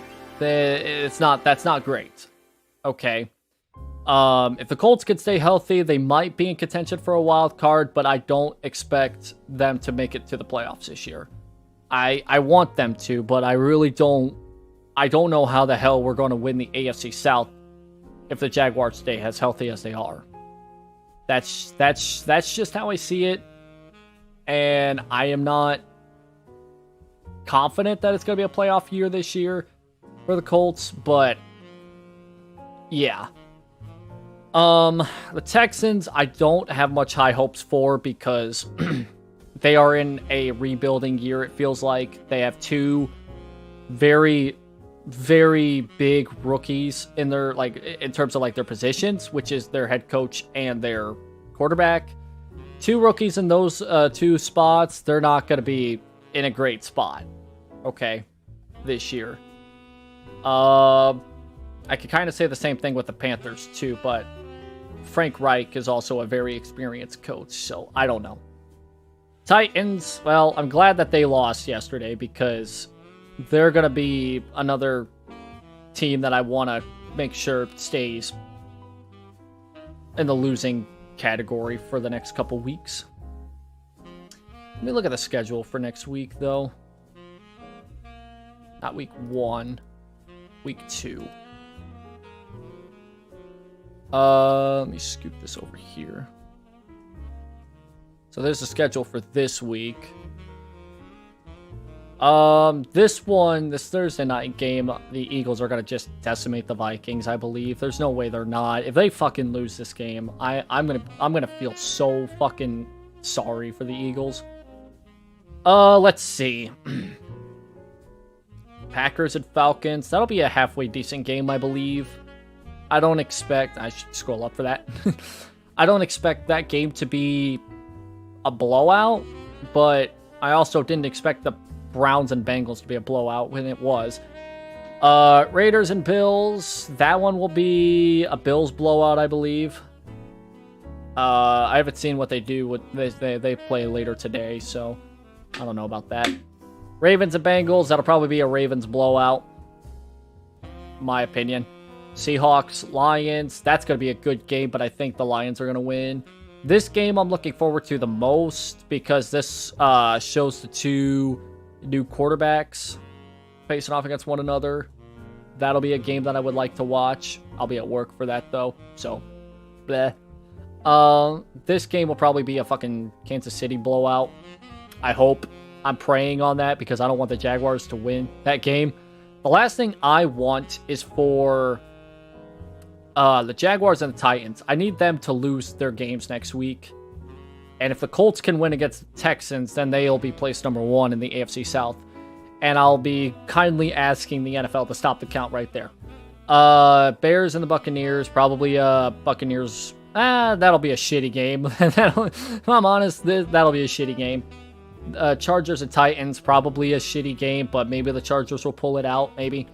Giants and Cardinals, you're expecting, oh my god, what kind of fucking game is that? That'll be an awful game, regardless of whoever wins. 49ers, Rams, probably game of the week. Probably game of the week. If not, the Jets and Cowboys. These two games right there, I would easily pick to be game of the week. Washington, Broncos. Don't know about that. Probably Broncos will take the win there.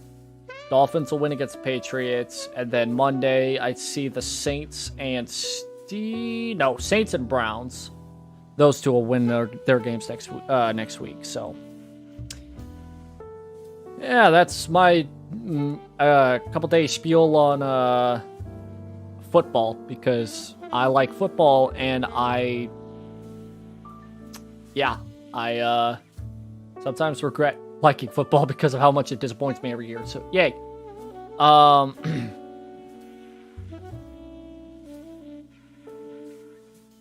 don't know if there's much else I want to talk about. Because I've been going on for about 3.5 hours and my voice is getting more and more killed by the minute. So I might end it here. And then if I want to do Rocket League, I'll probably do Rocket League tomorrow and maybe do a little bit more chatting there. I might do some... what else was I gonna say? I have a couple things I want to do this week, too. I just gotta kind of make a mental schedule about it, so... I gotta make sure I remember to write this down sometime soon, so... I'll post more about my 24-hour stream next week. 24-hour stream next week. I'll post more about that either tomorrow night or Wednesday night. I don't know entirely at the moment, because I need to see what my schedule is for that time. It'll be a little less than 3.5 hours, but you know what? This'll work.